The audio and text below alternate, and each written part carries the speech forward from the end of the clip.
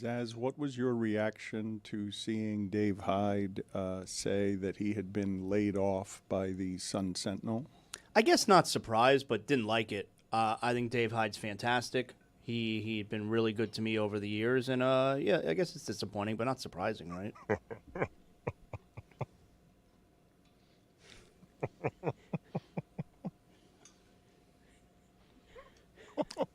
Am I led to think that Greg Cody's secretly happy about Dave Hyde being laid off? I reject the implication of my inner voice. And I was surprised, if we're being honest. Would not have been surprised had he just said, I'm retiring. Very surprised that the Sun Sentinel had the audacity to lay him off. That, to me, was surprising. Is it true, Greg, there's a rumor going around, I don't know all the context, but there's a rumor going around that when someone arrived here this morning, they saw you in this room by yourself on the phone, and you said, we won.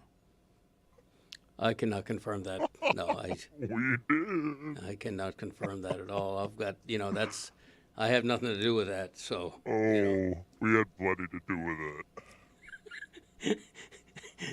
What's going on here? The last cowboy standing. All right. Yeah, I am the last cowboy standing. Although I'm sitting right now. Cuddled up next to our wife. I should be on a horse. Gave her a nice spoon from the back. Said, honey, we won. All right. Inner voice, you're fired. I want a new inner voice. What am I, Dave Hyde? Oh, God. What a great day. All right, this is going off the rails. I have nothing but respect for Dave Hyde. Thank you, Sun Sentinel, for having the courage. Courage? Yes, the courage to do the right thing. Honestly, it should have been done years ago. We could have called this race long ago. I'm the man. Did what needed to be done. Okay. Hey, that's what I'm talking about.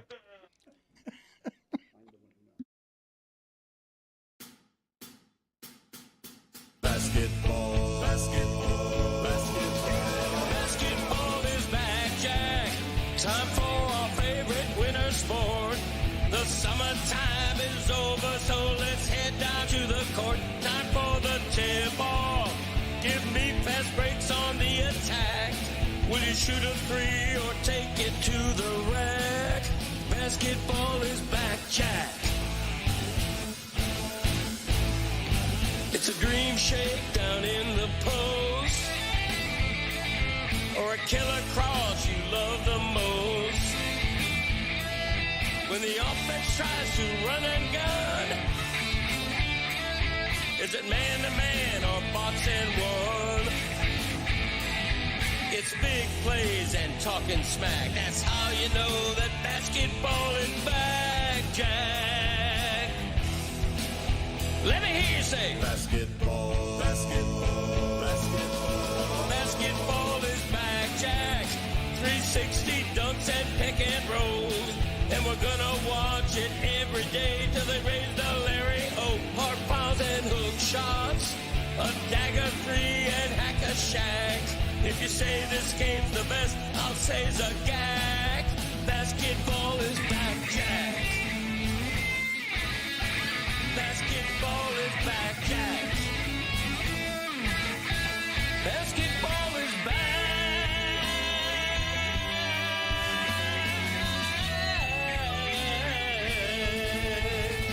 Basketball is back, Jack.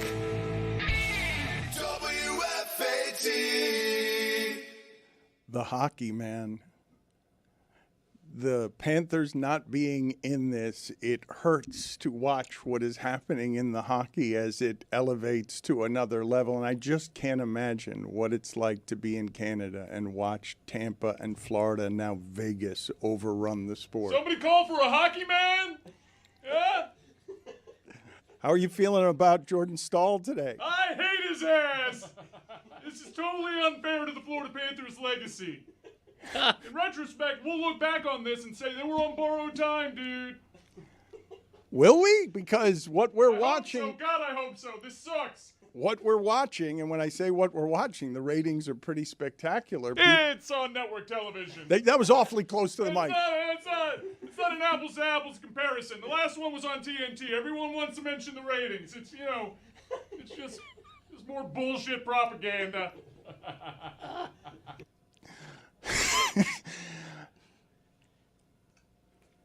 There was some heartwarming video. I think I can make people love Carolina by just showing the human connection between a goalie and his parents. I believe that I can make you love Carolina with a little bit of sweetness. Would you like a little sweetness with your hockey? Yeah. I like that kind of stuff. Can you guys get for me the video? We will get to Greg Cody here in a second, and we will get to all the Knicks stuff. But here is your winning keeper last night. The series is tied 2-2. You're with me, right, on this, Zaz? That Canada has to be suffering deeply to watch just Tampa. Tampa wins the championship, Florida wins the championship, and now playing for the championship is Vegas and Carolina, and all of it's offensive if you invented hockey and you see it overrun by all these regions that are, hockey come latelys. You invented hockey. Be better. It's such a pain. It's such a misery. Be better. Your teams suck. They get to the finals. They lose. Who cares? It's every year at this point, though. It's not like, oh, my God. But you say it's every year, but I'm talking about the specifics of the team. Yeah, it's one thing if the New York Rangers are beating you or the Islanders are beating you. Yeah. It's Vegas, it's Florida, it's Tampa, it's Carolina. Canada looks down at these places and say, we go down and visit those places wearing socks and flip-flops. We walk on the boardwalks, and then we go back to our icy tundra where we invented the sport of hockey. It's go ahead and give me all the ones that are smaller to you in feel that would be more offensive to hockey traditionalists than the four I'm mentioning: Tampa, Florida, Vegas, Carolina. Yeah, Like if Arizona was still a team, they're Utah now. But you're right. San Jose maybe seems silly, but those are the teams, the Sun Belt teams, and then you're throwing in Vegas, who's only been a team for 9 years. All right, I'm going to try and sweeten this up. Here's Brandon Bussey. He's the goaltender for Panther lifer for Carolina, and this is after he has won, and he has shown video here of his parents. Really neat to see both your parents, Rob and Lisa, your fiance Mary here as well. There's some great reactions, and then as you can imagine in the crowd. So I just wanted to see this. What do you think? Oh, that's pretty special. So they're the reason why I'm able to do what I do right now. Their sacrifice means everything, and they're the best. Just the fact that they're here watching this in person. I mean, what does that mean to you? Flying East Coast to Vegas in one day or this morning is a lot. It means a lot. I can't believe you guys just did that to me on TV. So I love it, but let's not act like flying East Coast to Vegas is like we're going to Australia. I know. That's what I was smiling at, the idea that he's so shocked that his parents would come to see him. On that first-class flight. They didn't walk there. And they didn't hitchhike. I mean, come on. Away. What are you doing here? Let's just move further away. Let's go outside.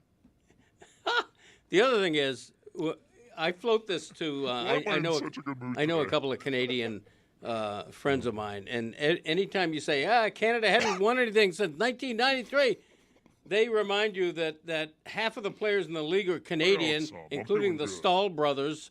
So Canadians are still winning the Stanley Cup, but just not for a team from Canada. Oh, happy day. Perfect. That's not a technicality. I mean, it's the truth. It's not a When technicality. Jesus won. But Jesus won. what I When want you to keep Jesus doing is to won. just power through and keep talking Yeah. instead of acknowledging at any Right. point that anything is happening with your Yeah. inner monologue. Right. No matter how annoying it's getting. Well, you You did, know yeah. how I feel. You did it very well, though. You did Right. it that time. You did it very well. Sure. In the sky, you know how I feel. Okay. So you are actively now inner monologue in dangerous territory with Greg Cody. He is seething, and this undercurrent is dangerous this early in the show. Chris Cody, you've seen this. You know what it is to deal with this. love it, though. We are playing with fire. I know you love it, but we're playing with fire right now, okay? Because we've started the show in a way that is aggressively going after Cody when Cody wants to celebrate his friend and one of the original sports journalism. He'd celebrate. I walked by him. He muttered under his breath, "I'm the one who knocks." Who won? We did. Okay. Dave Hyde of the South Florida Sun-Sentinel has been laid off after 36 years, a month short of his 65th birthday. I laugh only because of the cruelty in it. Like, let the man retire. I just laugh. Let the man retire and don't lay him off. Like, work out some sort. I'll talk to him about this in about 15 minutes because we do want to celebrate him around here, and not just because Cody won at the end. Cody is still writing. He will enjoy that next column a little extra.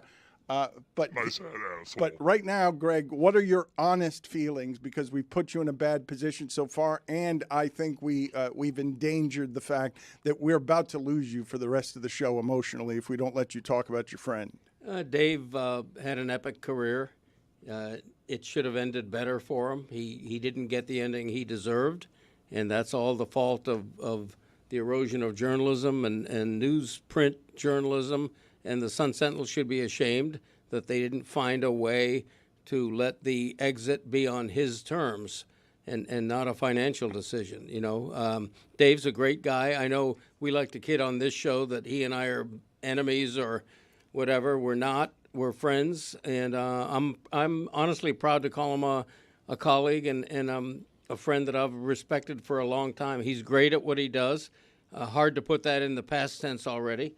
And it's sad. I'm sad that it's ending for him, and I'm sadder the way it's ending. He deserved better.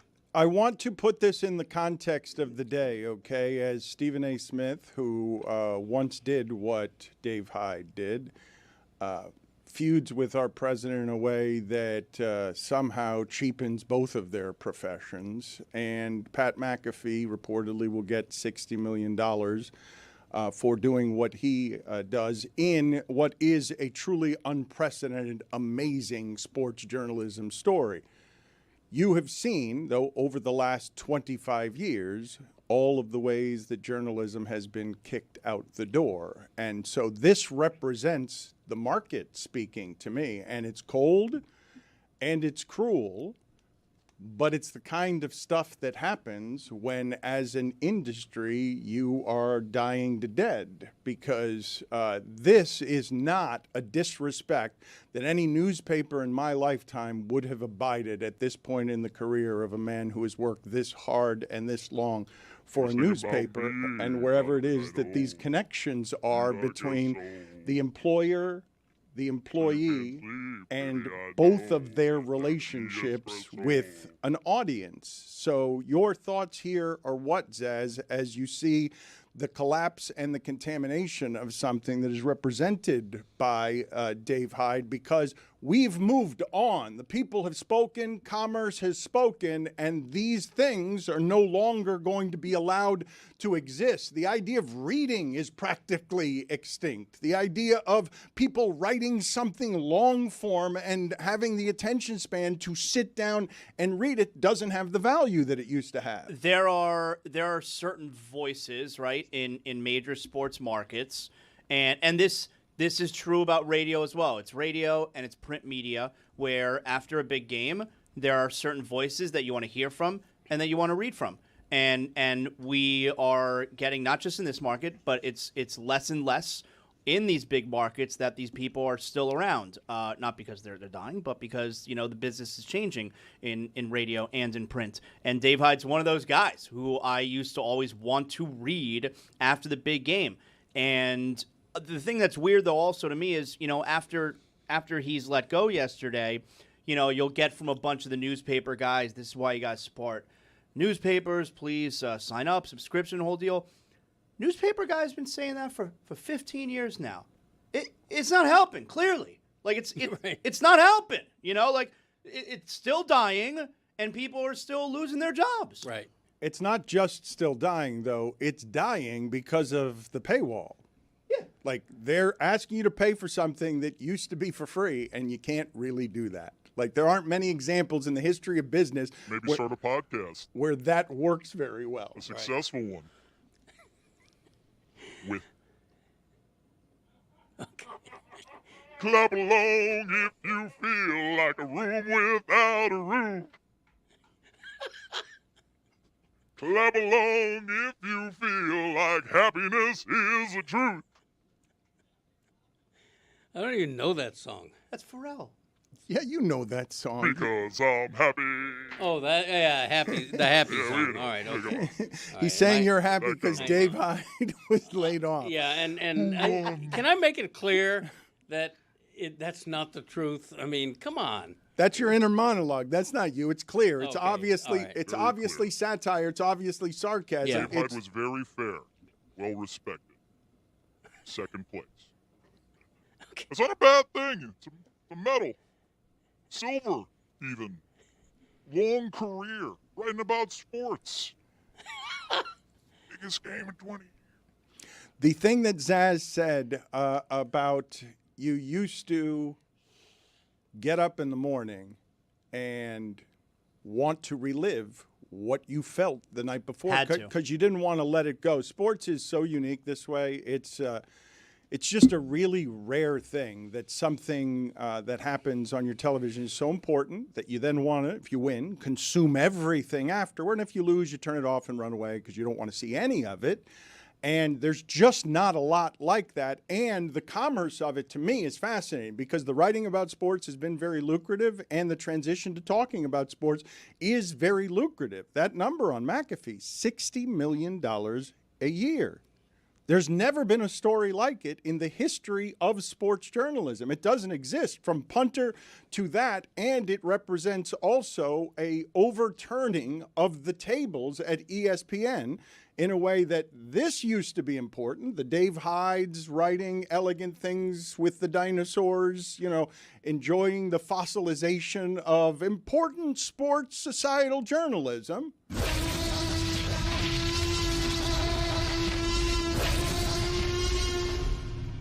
Has been replaced by a T-shirt cannon and a loud noise and jumping into a pool because television is entertainment. But in it, and I don't think anybody actually suffers this part, in it, the dinosaurs go extinct, a thing that mattered to me and Greg and once upon a time to Stephen A. Smith, goes extinct under the weight of we don't want your paywall, give it to us fast and dirty. We're addicted to fast and dirty. We don't have time to sit down and read a magazine piece that took you 7 months to write. Don't have time for it. Give me what's on YouTube right now. The algorithm says I need to be fed, and young people dictate all of this stuff, and young people are reading less. Clock strikes upon the hour and the sun. No, I mean, begins to fade. Dave and I talked on the phone yesterday. I called him right after I heard the news. And one of the things that we talked about was how we, people like Dave and I, are forced to reinvent ourselves. You can't just write newspaper columns and call that your full-time job. You have to lean into a mic. You have He'd to been doing radio, expand like I yourself. think he was on with Joe Rose once a week for a while right. now. No, Yep. I know, but that's what we're talking about, though. And that's why I'm on this show and why I have my own podcast.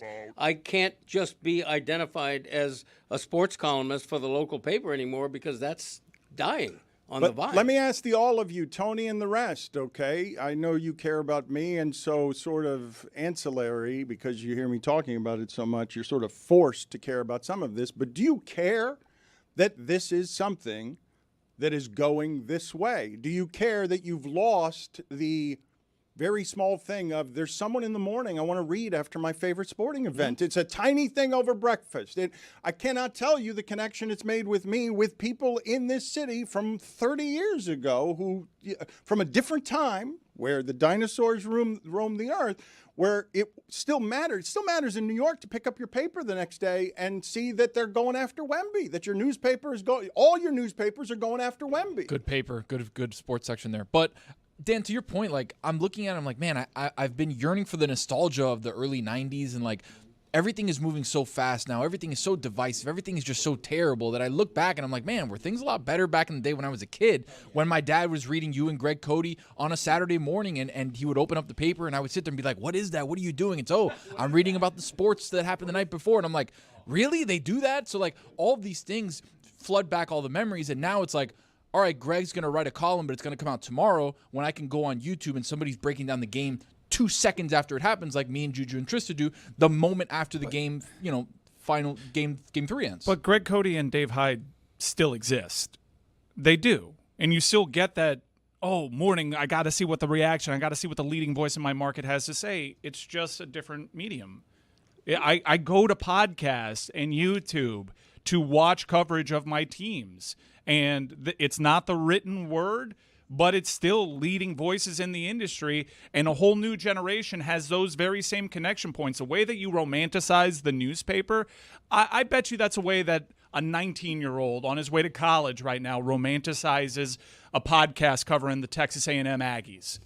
And it's also important to remind that print journalism is more than that now because we're online as well. Granted, there's a paywall in most cases, but if Hyde and I are at a 1 p.m. Dolphin game that ends at 4, our columns are online by 5:30 or something. Like, you don't, if you want to read what we've written, you don't have to wait until the next morning and go take a newspaper Greg, off your lawn. I think it's interesting what Mike is saying.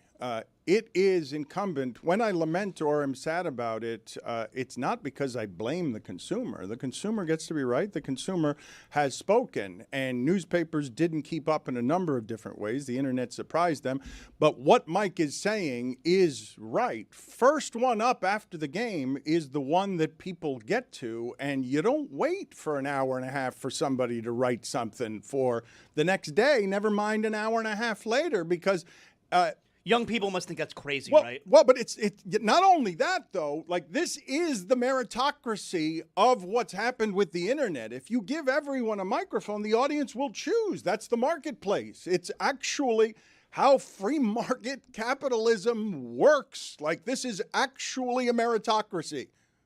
The audience will tell you who's worth going to, but you better be damn special if you're the person who's showing up 14 hours later in the morning. Like, right. Your analysis has to be so much better than everybody else's, because we've sped everything up so much that 14 hours later, the story's done. We've moved on to whatever the next thing has happened in sports, because what has eaten up newspapers most of all, I think, is attention deficit disorder. It's like the addiction of, I need something right now. The adrenaline spike of, I'm addicted to put this in my veins right now. I don't wait for anything anymore. Bezos is sending it to me as soon as I want it. And Josh Pate is going up on the internet immediately after college football Saturdays. To Tony's point, it's really a product of like what we even felt here, right? Which is Tony going up with Juju and Trista after these games is because we didn't want to feel like the newspaper the following morning, only reacting to it later on. We needed to have a voice right after these games in the big moments. That's why we're doing what we're doing. I think part of I think that should frustrate people like myself who grew up reading Dave Hyde and have been a fan. It's kind of bullshit that that it ends like this. Like, like Edwin Pope got the good ending. Dan, at least you stopped writing when you decided to stop writing regularly. It feels like you're going to be able to, I don't know, it feels like you're going to be able to stop when you want to stop. Not if he hangs up much longer, he won't. Like, this will happen to him too. Like, I don't know why he thinks that he'd be immune from this in whenever the time frame is. I understand the lament, and I grew up reading you guys. I'm doing a bit. Like, I'm genuinely sad that Dave Hyde's career appears to have come to an end, but also you guys had the advantage. You guys built your audience. And you could have pivoted earlier, but you stuck with the writing. Greg had to evolve and start a podcast to remain relevant. Dan went to radio. There were other avenues afforded to you when ESPN started hiring all you writers to build the base, and you got a leg up on guys starting this from the grassroots. Some people did that. Some people tried and just weren't good at it. Again, meritocracy. See, I think what happened to Dave, I think about it in my own orbit because you have to if you're in my situation. And it's professional mortality that's in play here. The Sun Sentinel did Dave wrong. I have a very good relationship with my immediate boss. I don't think the Herald would ever do that to me, but I don't know. Your immediate boss doesn't have anything to do with this. We'll get to Dave here in a second, but let's introduce him with some fanfare here. Can we celebrate a legend here in South Florida is leaving the Sun Sentinel again against his wishes, which is crazy to me. A month before his 65th birthday. Go ahead and intro Dave correctly. 36 years I've stayed at this place. The South Florida sun has set sail goodbye. I swam with the dolphins with swagger and grace. Perfection 7-2 and Shula's my guy. But out of these questions that I've had to ask, there's one interrogation that makes my head throb. A dinosaur lingers, and I'm so aghast. How does Greg Cody still have a job? 'Cause I didn't trade Marino. And what in the hell does this guy know? Why is he still gainfully employed? He should have been finished faster than Patino. At least I didn't trade Marino. How does the Dave Hyde tribute song end up being about me? Not that I object to that, but I thought Me Maximum would enjoy that. It took a dark turn. Look, he is cigar. Look, he is retired with a cigar that is unlit. Dave Hyde, welcome to the program. I will tell you what I have not told you privately because we have not spoken, so I will just tell you in front of everybody how much I admire you, how much I've admired you since the beginning. You are a master professional in this craft, one of the best writer-reporter combinations that we've ever seen in sports writing, not just in South Florida sports, writing of any kind, and it was a pleasure to work alongside you all of these years, and I, like Greg Cody, found myself infuriated in a way that you would not allow us to be because it seemed wrong as punctuation that you wouldn't get to choose your way out from someone you had worked that long for. So thank you for joining us during this time. Why are you happier about this than we are? Well, I'm going to make it a good day, right? I mean, that's my choice. But I appreciate your words. You know, I loved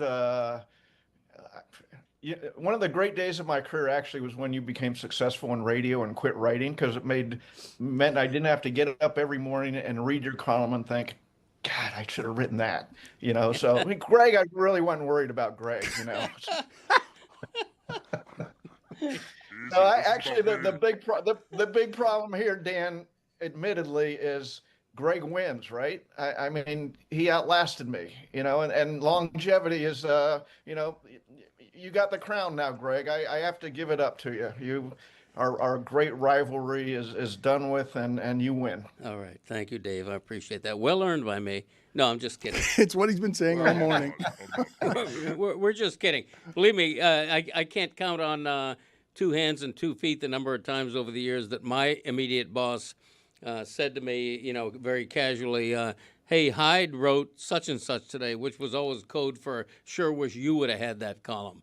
You know, it was it's been a great friendly rivalry that we've had, and I think there's a mutual respect there. I'm going to miss Dave. Yeah. I'm going to miss seeing him in press boxes and chatting with him and lamenting about the demise of our industry, which is now underlined. Yeah, I mean, part of the great joy of our jobs was the press box. That's what I'll miss, you know. But, you know, come on, I'm 65. We all known people in the last 2 decades. It just seems every year the press box gets thinner and thinner. And so, you know. I've always thought it got fatter and fatter. Well, actually, it probably did with internet people. You know, I'm talking the newspapers. It got thinner and thinner. The mechanics of the ending, what is worth sharing there in terms of our indignance on your behalf that there had to be a better way to do that so it felt a little more like you were choosing it? Well, I mean, there's no great secret to it.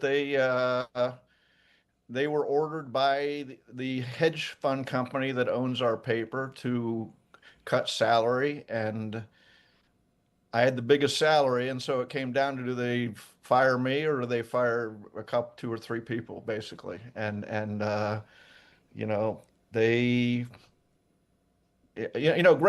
had people in his corner standing up for him. I obviously didn't at the end, but I'm 65, to be honest.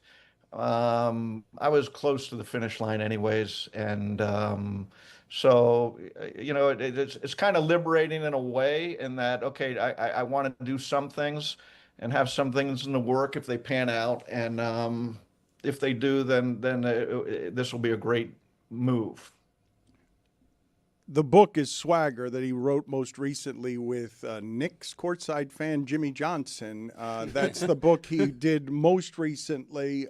Just one more question on the mechanics, though, of 65 years old. You don't feel hurt or disrespected that your company should have cared about you more than that? As a longtime employee, it would be a fairly natural reaction, I think, for anybody to have. Absolutely. Yeah. I mean, that is natural. And I would have hoped one of my immediate bosses, or, a couple of people made the decision, would have stood up for me, and said, what's best for the paper? And I think that they were more human, and they said, let's get rid of one person rather than two. And so, but, for so long, I had great people standing up for me, and at the end, I didn't. And that's how it works sometimes, as in any career. Well, Dave, before you came on, I was talking about how this, for me, is a lesson in professional mortality, because I have to think of your situation in the context of mine. And I don't know that your boss standing up for you would have done much good. I have a great relationship with my immediate boss, but if the people above him and the people above them want me out, I'm going to be out. Yeah, well, I think this worked. The company said, or the hedge fund said, you have to cut this much money. And one guy took the buyout, and evidently they had, that wasn't enough. So then they have to make a decision. And I was the decision. So, again, the Sun Sentinel, when I went there, and Dan, at the start of your career, and Greg, and you were in the prime, we had 29 people, in the sports department. Right now there's 8. So that tells you what's happened to newspapers. I am told here that we have some awards. Somebody just ran in here. I'm not sure exactly what we're doing right now. This is a Lifetime Achievement Award. What kind of award is this? Thank you. We've got multiple awards. Beautiful award. This first one here is for Dan. Dan, what does it say? Dan? What do you mean it's for it's for Dave, but to Dan. What's it say, Dan? It's for Dave. It's for you to present to him. Okay, I thought I was presenting both of them. I'm only presenting this one? Okay, I thought it was a Lifetime Achievement Award, and this is Better Than Dan? Yep. That's a prestigious award. That's a good award. Yeah, that's a big award. Everybody wants that one. That's a good one. We have another award here. This one's for Greg. We have another award where Greg, thank you, Olivia. Greg, this is for you to award here. It's a Lifetime Achievement Award for Dave Hyde of the Sun Sentinel. Okay, Dave, this is an award not as prestigious as the other one, but this is an award better than Greg, which I didn't know. But that's a good one too. All of your readers are nodding their heads right now. That's a good one. Yeah, so this is your award as well. It's heavy, man. This trophy. That's a big award. It seems like you disagree with that award. It seems like I've never heard a presenter. It ain't heavy. That's my blank. I've never heard a presenter present an award and say, I'm not sure I agree with this. Oh, did I say that? Speech? Oh, I didn't know. Speech? Not from Not you. from you, Greg. He was so ready to give a speech. Dave, what are you grateful for here in all of the years, almost 4 decades? What are the things in South Florida sports that you're most grateful for? The things that you leave here saying, yeah, these are the things that moved me. Well, there were a lot of events that moved me. The great thing about this job is you get to meet excellence. Okay, you meet the Pat Riley at the top of his career. You meet Jimmy Johnson and get to know him, or a Don Shula, or I did a book with Dan Marino too.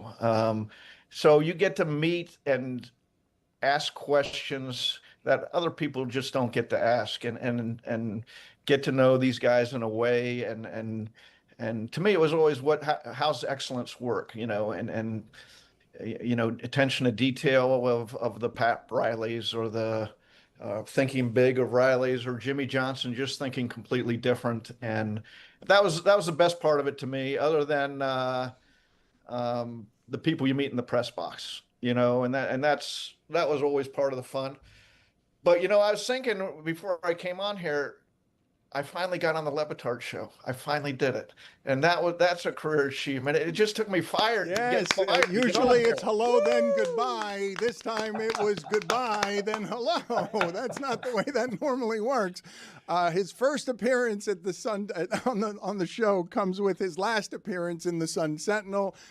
Dave, thank you and congratulations. Greg, any more words here for your friend, our friend, as he leaves? Yeah, Dave knows how I feel about him. Nothing but respect, admiration.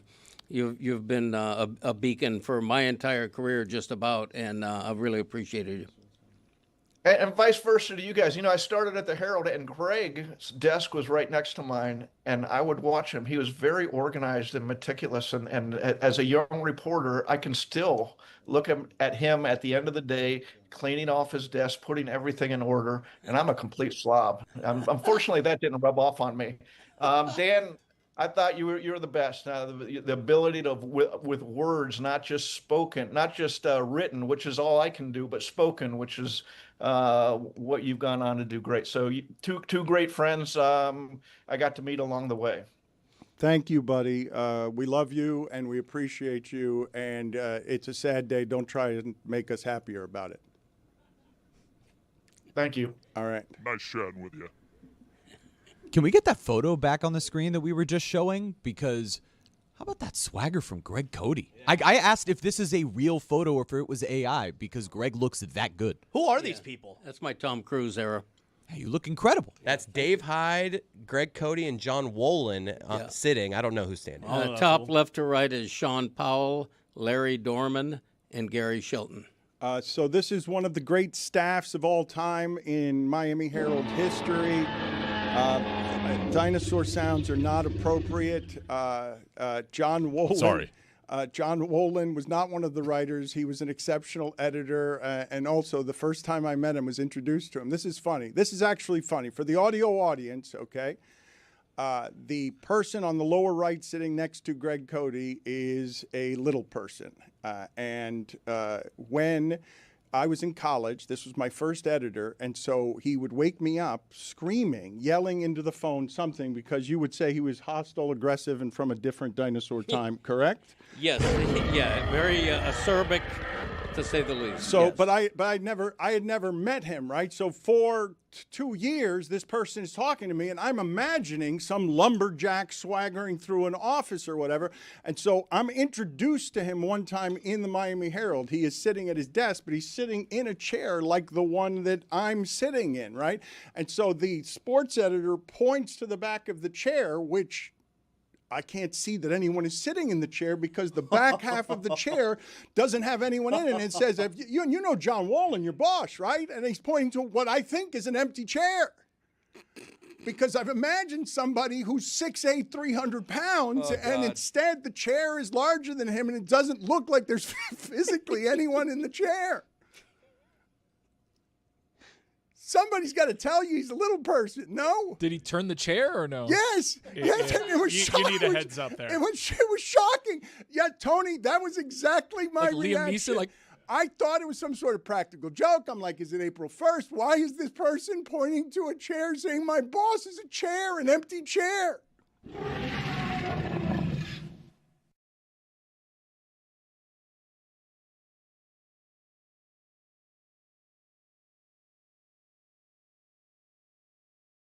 Chris Cody and Roy revealed this to me. And Roy, I don't know the context of what it is that you guys were talking about that revealed this about Chris Cody. Yeah, Chris asked me what the sound from the first down for the Dolphins games were. And I said it's just a noise I've made throughout my entire life. It's just like I just did it. Hoo-wah! Yeah. And to me, that's another Miami Dolphins first down. Well, let's find out. Hoo-wah! Let's find out if your dad knows, because he's not a real moviegoer. Instead of impersonating the sound, do you have the actual sound? Greg Cody, do you know who's making this sound? Hoo-ah! I do. Clark Gable. Come on.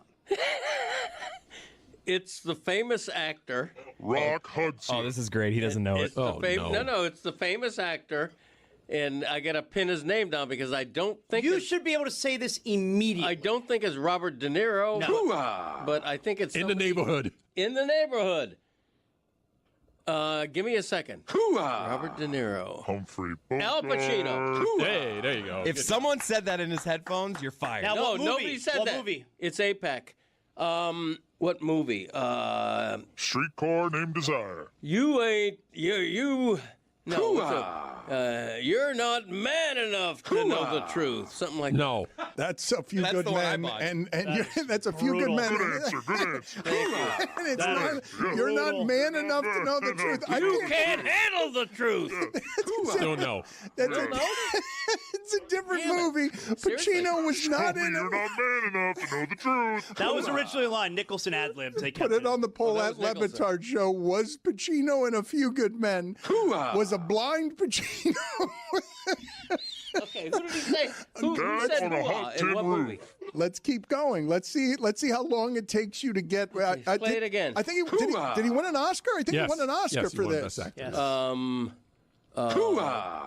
Bull Durham. No. Good answer. Good answer. Put it on the Raging poll. Bull. Raging Put it on the Bull. poll. Raging.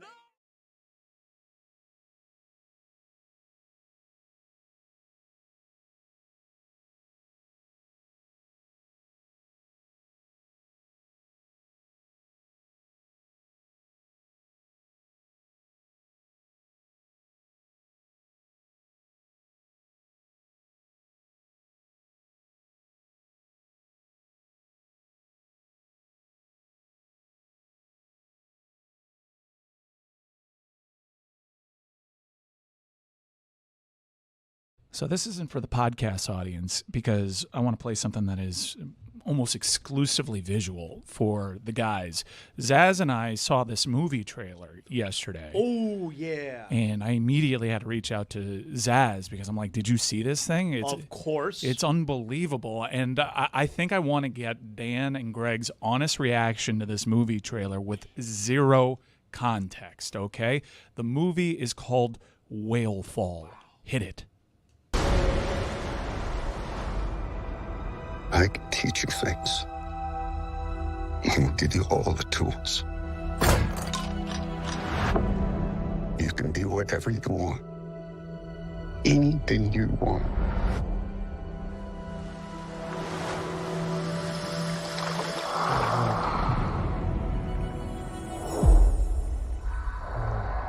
When it matters,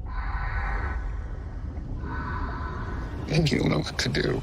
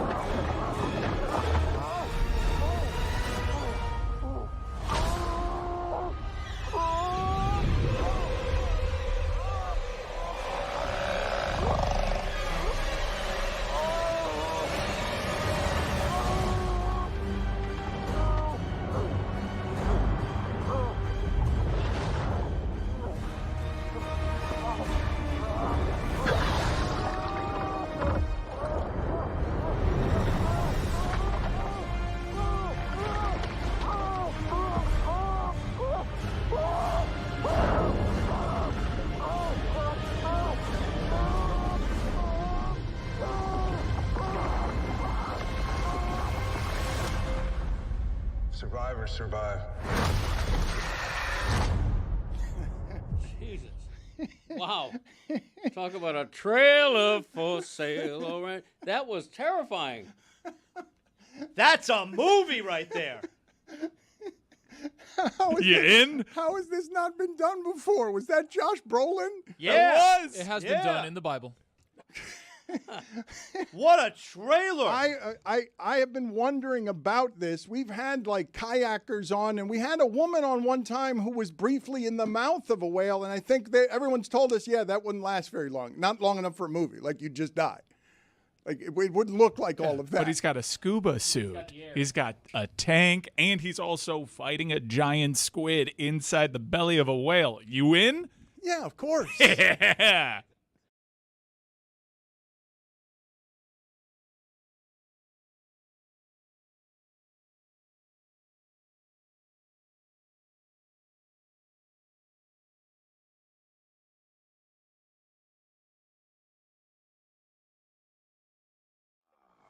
I don't know. Put it on the poll. Was a blind Pacino in Bull Durham? Chicago Bull.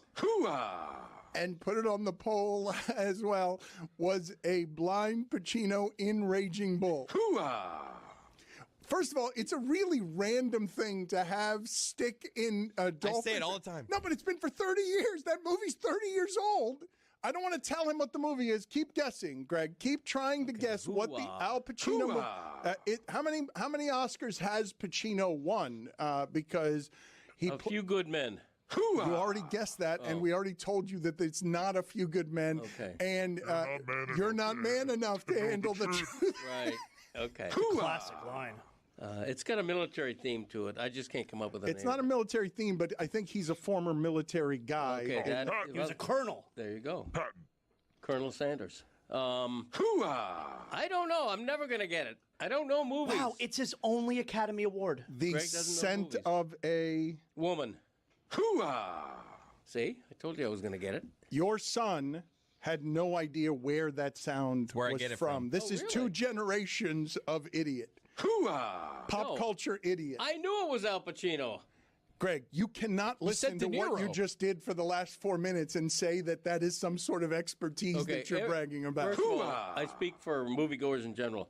Al Pacino and De Niro are always interchangeable. They're always mistaken for each other. They're the same person. De Niro could not have been the devil. They've won the same awards. They're like the same people. They were only in one scene together, like in their movie careers. I know, but they're parallel lives. And you know it. Put it on the poll. Do you often confuse De Niro and Pacino, and you know it?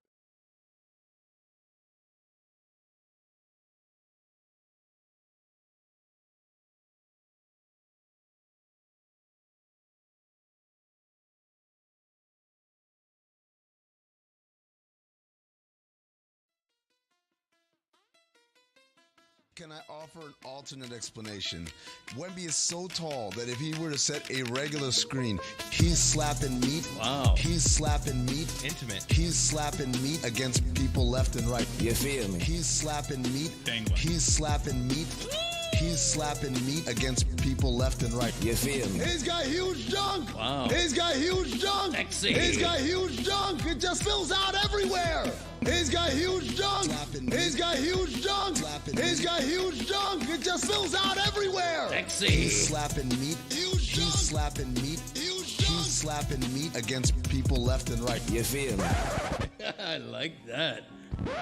This episode of the Dan Le Batard Show is presented by DraftKings. DraftKings, the crown is yours. Thank you to everybody who sent us photos of Amin with some breakfast on his face during the show yesterday. It was on his lip. We will put it up here as video. It's fairly disgusting. I'm surprised no one said anything to him. I'm pretty sure that's some egg from the giant bagel. He made a giant bagel in the morning and then came running in here and didn't understand me when I was saying that statistically the Knicks were better with Brunson off the floor against the Spurs than on the floor. Didn't understand simple math. Didn't understand simple hygiene. I can't look at it anymore. It's a vomit. What do you think, Greg Cody, is the biggest story in sports right now? You have to choose from all of the stories, all of the sports, because we are obsessing with hockey and, basketball. But the best story, and I'm not even going to say the biggest story, the best story where you're like, that is the thing that everyone should be following because it has all of the elements in sports that you want whenever it is you're covering sports. Because Wemby right now is the center of everything, but I don't think that's the best story in sports. I mean, for me, maybe I'm prejudiced here. For me, the best is the biggest. The World Cup beginning, the quadrennial World Cup beginning is not just the biggest event in sports. Right now, it's the biggest event in the world when you consider the entire globe being passionately interested. I mean, in any country that's among the 48 in the World Cup, their first match is the way we think of a Super Bowl Sunday. A fine choice. What would you nominate, Zaz? The best story is the potential for Victor Wembanyama to be the biggest villain in the history of New York basketball. The Wemby story is a fascinating one because people are now turning on him. I wonder just generally if it's even possible these days to just be popular. Like how long that will last for everyone in sport, anyone in sports. Like maybe you can do it in the arts where you're just appearing occasionally, but if you're appearing in competitive settings, like I think it's almost impossible for anyone to have a sustained run of isn't that sweet. Like forget about the Steph Currys of the world. We tried to ruin that one too at various times, going through his family and stuff, but like it's going to be really hard for anybody to skate, and Wemby playing competitive games is already, like New York is so pissed off at him. So pissed off. Wondering whether he should get a flagrant, like he's on the cover of the New York Post as villain, because it's not just that he's playing a little dirty, it's you threw down their little guy.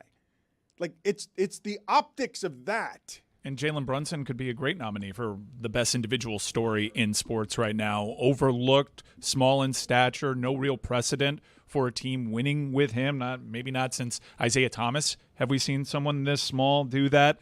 There are great redemption stories going on in sports. Mitch Marner turning the narrative around for him. That's a good one. There's a great story with Ohtani and just his droning excellence, it seems. I don't know how we ever get used to that. Maya Kowinska in the French Open going from a qualifier all the way to the final. That's amazing. But to me, the best story in sports comes from NASCAR. And don't roll your eyes at this because I will tell you a story about the human spirit. Denny Hamlin is regarded like the Buffalo Bills, a guy that always finds a way to lose the championship. He is by far the greatest Cup Series driver to never win a Cup Series championship. He just tied Kyle Busch for 63 Cup Series wins. He is presently, at 45 years old, racing the best of his career. This is an age where a lot of drivers fall off. But just the story of him chasing that elusive championship in the heartbreaking fashion that he lost it through none of his own doing, just hard luck, a bad caution that allowed other people to get back into a race that he was pulling away from. The story about his father, who got him into the sport, who was terminally ill at the time, not being able to watch his son win that championship, and then shortly thereafter passing away in a house fire that also severely injured his mother, critically injured his mother. And the story of Denny Hamlin going through the rubble of this home of his parents, falling, re-injuring a shoulder. And also just the triumph in this season alone. NASCAR has had a lot of tragic passings this season. A lot of people, starting with Greg Biffle passing away in a tragic airplane accident that took his entire family, through all sorts of other personalities that have been woven into the sport. And then Kyle Busch, a seismic loss in that sport. Denny Hamlin and Kyle Busch were actually teammates together for Joe Gibbs Racing, and the longest tenured teammates in the history of NASCAR. They had a little bit of a rivalry this season. Denny was kind of talking trash. He's always brash, and what makes him such a great personality is he's completely honest, and he's like, Kyle just doesn't have it with these next-gen cars. He doesn't know how to get the speed out of this. So they went back and forth a little bit, but they had respect for one another. They had love for one another, and this is what happened after Denny, once again, second straight week, he goes from first to last to first. He is just a dominant race car driver right now. It seems like it has to be his year. He wins this most recent NASCAR race, at Michigan, and his jackman has a presence of mind to get a Kyle Busch flag and run it over to Denny Hamlin. And we have this iconic celebration of Denny Hamlin burning out, doing donuts near the finish line with Kyle Busch's 18, because when he was with the M&M's car, he drove number 18, but he was driving number 8 here. So you have it in the style of both those numbers, and you have that flag, that banner hanging out the window as Denny is celebrating. He carried that flag all the way to grab the checkered flag, clearly emotional. If you're rooting for one thing in sports this season, it's for Denny Hamlin to finally win that championship and have that moment, because he has gone through so much. He has had such tough luck, and this is, for my money, the best story in sports. For the last 3 years, Mike has felt like he is suffering next to Denny Hamlin, who was getting sort of a comical, always losing reputation when he's obviously great at what he does. But when you just described what we've talked about before, which is you lose your father, your mother is critically injured, you are rehabbing so you can be less of a loser, because everyone says you're a loser even though you're great at what you do, but you don't win. And as you're rehabbing and getting better, you fall in the rubble and re-injure your shoulder. Do you think when he lands, does he laugh or cry? I'm dead serious about this. I think he cries. He thought about retiring. The loss in Phoenix was so devastating, so not his fault. He had multiple second leads on the rest of the field. This caution allows other drivers to get a tire advantage on him. Kyle Larson ends up winning the Cup Series. It was so devastating. You saw his soul leave his body with that loss. He thought about retiring. He's done plenty of interviews since saying, yeah, I thought about hanging him up then, because that was just too much for me to take. That was one loss that was that far and away worse than the others, and he's had some bad ones. The reason that I asked the question that I did is because a friend of mine actually had a funny response, because he couldn't believe what was happening in my life at the time, when complication after complication with my brother, and then I'm coming out of the hospital as me and this friend of ours are trying to save my brother in various ways, and it's just turned my life upside down. And we come to find that I'm leaving the hospital because my dad's been hanging from a balcony and firefighters found him. And it was just like a total chaos as I'm leaving the hospital, learning that my father was almost fell to his death. And I'm just laughing into the phone as I'm FaceTiming him, because the number of things going wrong are so wrong that I'm so past the tears that once you're laying on your shoulder in the rubble of what used to be your life, with your parents, one of them dead and the other one critically injured, and then your identity feeling like it's dying because you also re-injure yourself because it's hard to rehab from an injury. I really do wonder if when you're on the floor there, if you're thinking you're cursed, if you're thinking that day will never come and that people will never understand what you climbed over to get to that day. Mike's mentioned the human spirit a few times in the last few days. Like, these are the things that bond you to sports. When we were talking about newspaper writing and getting to ask questions of the people that normally people don't get to ask, the things that bond people to the emotion business, that pay so much for us to talk about it and write about it and just be adjacent to it, is the human connection and fluency of language in any of these stories that run through grief to victory, through desperation and everything else. And when he's talking in that sport, after that sport is in mourning because it just lost a driver, for this driver who's been suffering at just the sport and at life to come in and do these things, if it were happening in another sport, people would know it's the best story in sports. I didn't even mention his lawsuit against NASCAR. He co-owns a racing team with Michael Jordan that employs Bubba Wallace and Tyler Reddick, and he was trying to absolutely shake up the sport when it came to the charters. The France family dominates that sport, and to win in court, which is something that he did through a settlement, to have that going on throughout all of last season, have it come to a head this offseason while all the other personal stuff, these legal battles take so much out of you. And then he starts the season a little slow, but now he is second in the Cup standing, second to Tyler Reddick, who races for a team he owns. Why weren't you wearing the gearhead during that? I thought that because I was... think that this story transcends just a niche segment. What? I think if you're familiar with the stories and the personalities, NASCAR is as engaging to its fans as any sport. I understand. Maybe left turns are a little monotonous. Casually follow this story because Denny Hamlin is worth rooting for. Getting to tonight's game in New York, there are a handful of things I want to ask you guys and talk about here. Not surprisingly, the Stephen A. Donald Trump thing has gotten dumber and dumber. What do you say?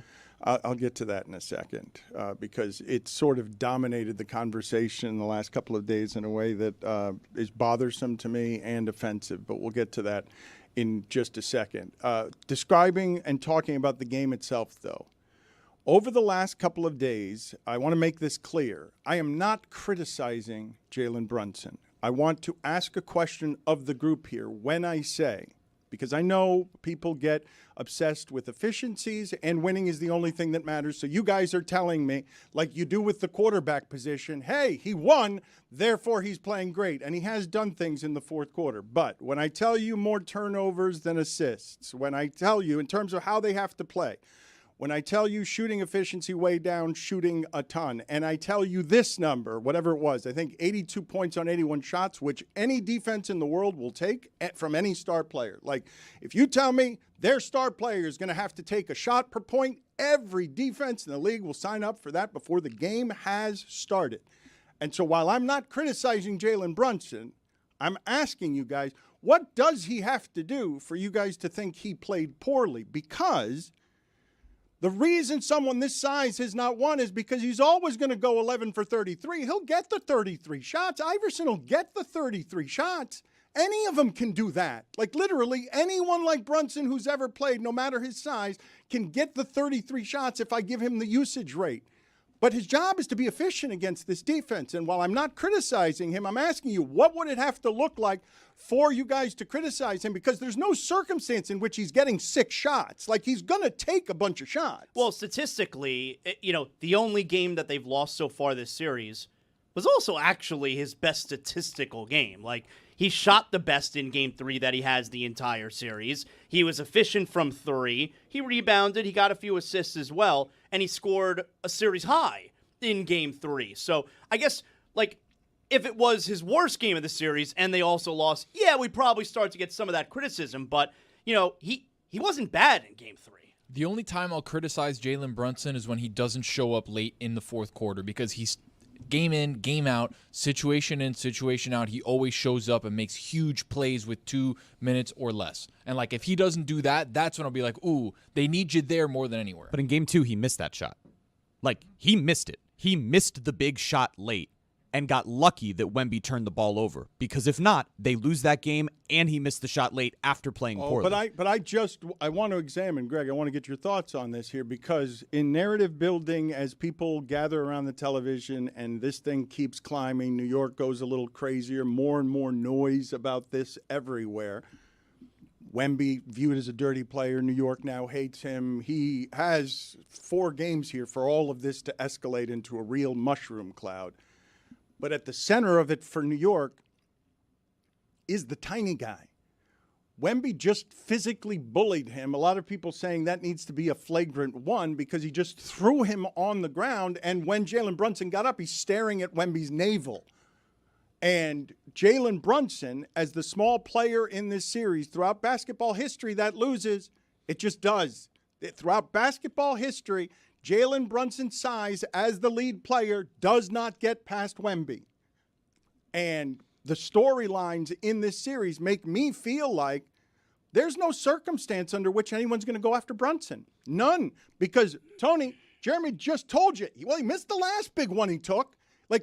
We're going to start giving him credit only when he makes them, but he's going to be taking them all. Like, it's not going to be anybody but him taking them. If they lose tonight, they'll have lost both games at home. San Antonio takes back the home court advantage, and Brunson is bad this evening. You're going to hear plenty of criticism. But what's bad is what I'm asking you. What does bad look like? What he looked like in Game 2. He was 7 of 25. But he was that in Game 1 too. He shot pretty poor. Just about that. When I tell you 1 point per shot every team in the league would sign up for that defensively Yes. on any star on the other team. Yes.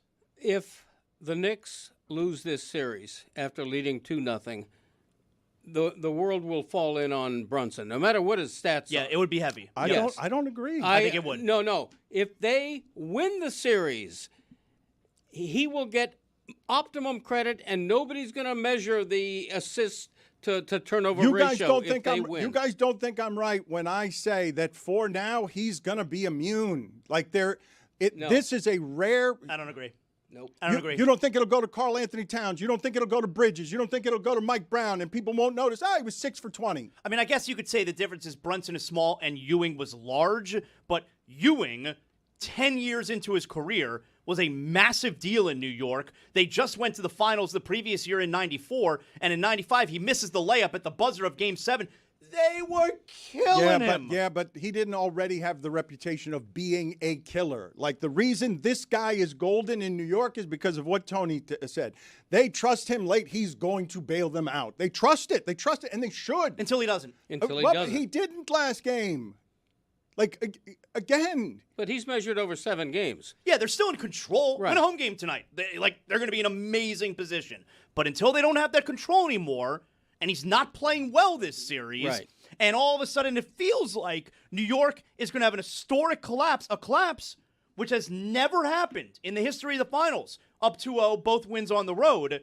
It's going to start to get real heavy. I wonder about this when we talk about collapse. Can you guys, when I told you the other day the stat, Game 7's at home, the last 31 of them, the record from the home team is 14-17. That's Game 7. That's the biggest advantage. It's supposed to be Game 7.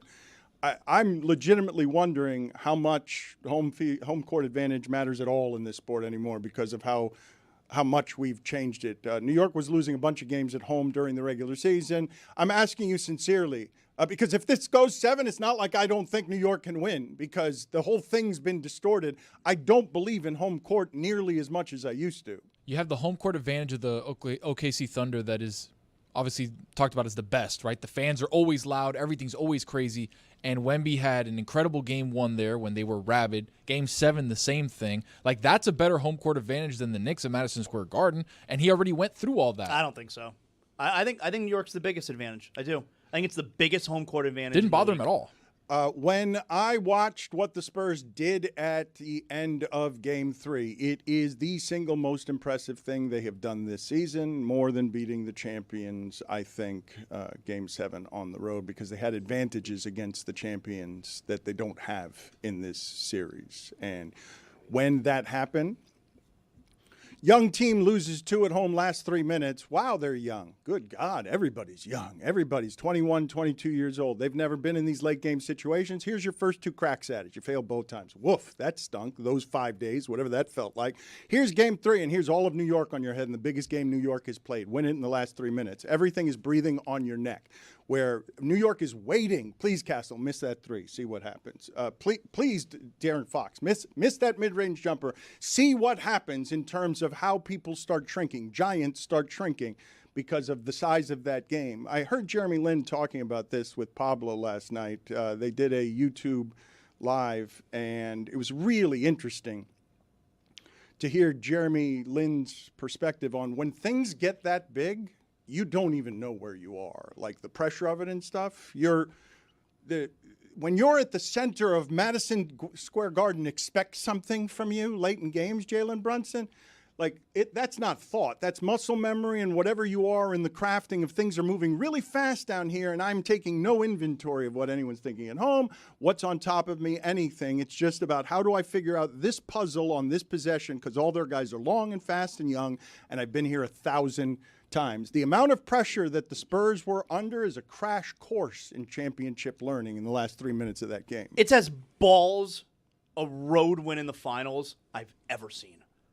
And not just going into the game, how we felt. And look, I don't know anything. All right, I've been wrong every game in the series.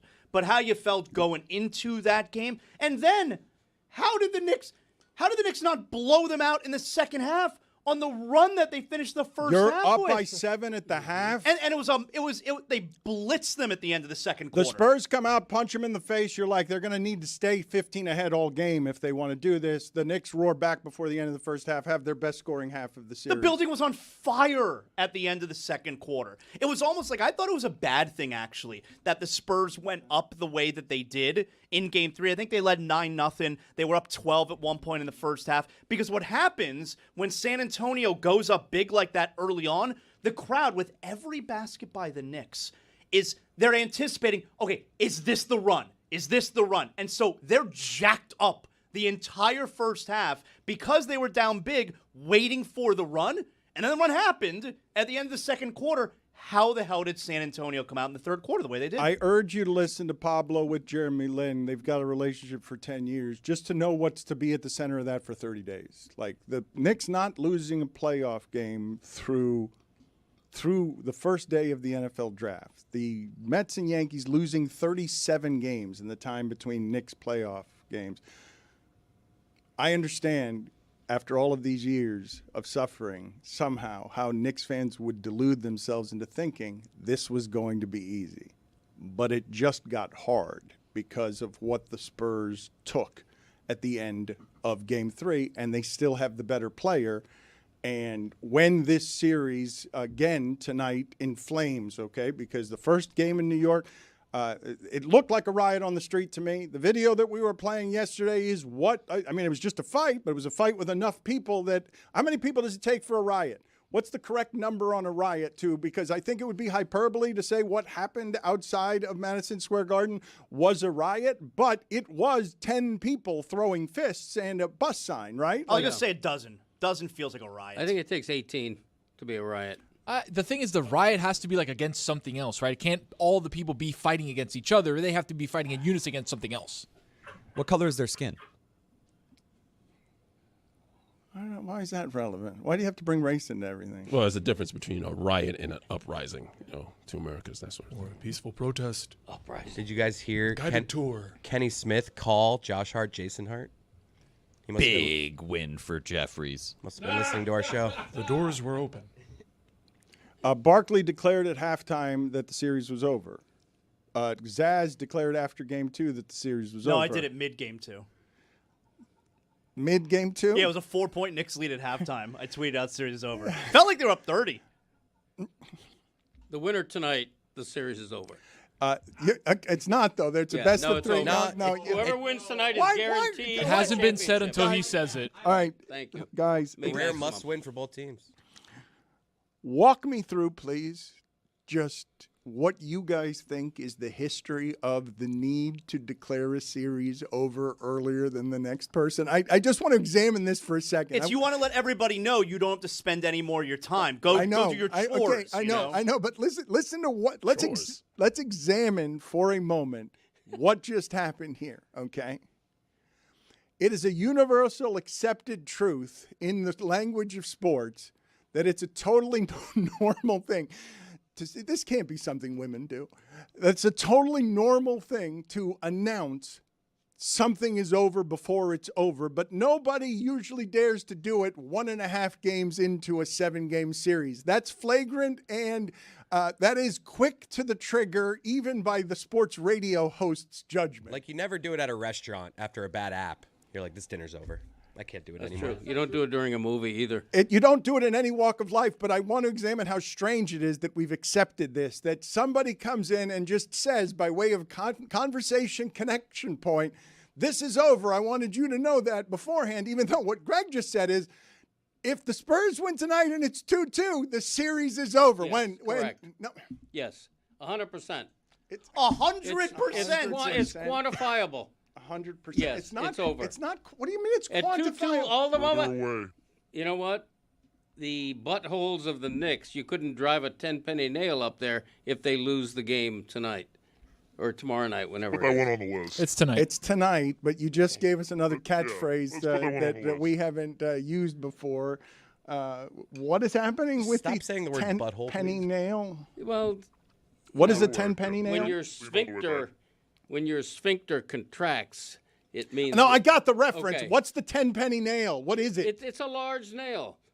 maybe under the table. It's probably, it's not as thick as that. Okay. You know, it's a nail. That helps All audio. right, audio audience, he just pulled out his penis. It's blue. What's wrong with me? There it goes. Bad circulation. That's what they said about my newspaper. Oh, what a great day. Oh, praise Jesus. The last outlaw. Just me, baby. Greg Cody has outlasted Dave Hyde, an eternal victory for all time. Congratulations to Dave Hyde for being laid off. Getting back to what it is that we're valuing in Armando, gone. Germany. Ethan, gone. Le Batard, gone. Hyde, gone. Ira, got my eye on you. Clock is ticking, buddy.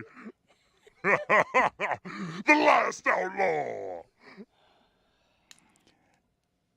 I want to talk to you guys. Mark Spencer, gone. Shooting horses in the head. Can you guys get a picture of Clark Spencer, please? Because this is a funny joke to the people who know what Clark Spencer looks like, and it's uproariously funny. But the problem is, only 14 people know what Clark Spencer looks like. I had no idea. I had to Google it. No, but Those 14 people think it's really funny. No, it though. is funny. But famed horse rider Clark Spencer, a very kind man and a man who would never shoot a horse between the eyes to kill it because of how much he loves animals, also looks the part. And so when you keep making him a horse killer, it's funny to 14 people, but I think the joke is too inside. Joe for sorrow. Gah! You think? The last outlaw! Clark and I are actually working to get Hyde in our horse racing syndicate. Whatever it's called. Just to put him down. That's right. Glue factory for Dave Hyde. When Clark gets that close, he don't miss. Tell you that much. Doesn't make it right. Don't make it right. Who won? The last outlaw won.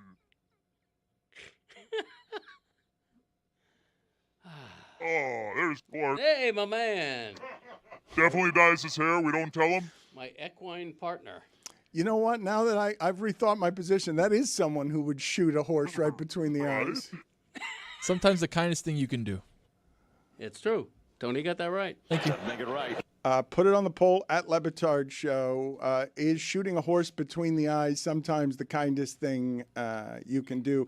And also, I'm remiss in correcting you any catchphraseology because you are the master. But are you using Pedro Gomez is going to kill me if you?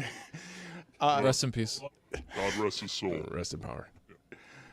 Doesn't make it right, doesn't feel like you were using it right. I thought doesn't make it right was something that was used differently than you just used it. Are you just using phrases now willy-nilly that don't have any reference point to anything we're talking about? Sometimes. Doesn't make it right. Not often. Occasionally. All right. How's that for a non-committal answer? Yeah. This, and also not helpful as someone who's programming an audio and radio and video experience. Put a Lobo mint under your pillow, Dan. Dream big. So Donald Trump and Stephen A. Smith continue to go back and forth, and Donald Trump in the middle of the night or this morning on Truth Social writes, because now Stephen A. is a threat because television personalities with a loud mouth who might be even moderately competent as a Republican would be a threat. And he sees the threat because reality television and television in general rule the day. He says Stephen A. Smith is an arrogant fool, a low IQ individual. In other words, he's dumb as a rock. That's in quotes, which you'd do if you were dumb as a rock. Like, there's no reason to put that in quotes. And totally unqualified to ever think of running for high political office or even low political office for that matter. He'd get annihilated in a debate by the most incompetent of politicians. Joe Biden's now fabled performance would look great by comparison to anything that this loudmouth huckster has to offer, which isn't much. Within a few weeks, they'd laugh him out of politics. The thing that I wanted to ask all of you is, do you find yourself at all dismayed as really important, harmful, dangerous things happen all over the world, that the stupidity that wins the day is entertainment value nonsense that is neither journalistic nor presidential?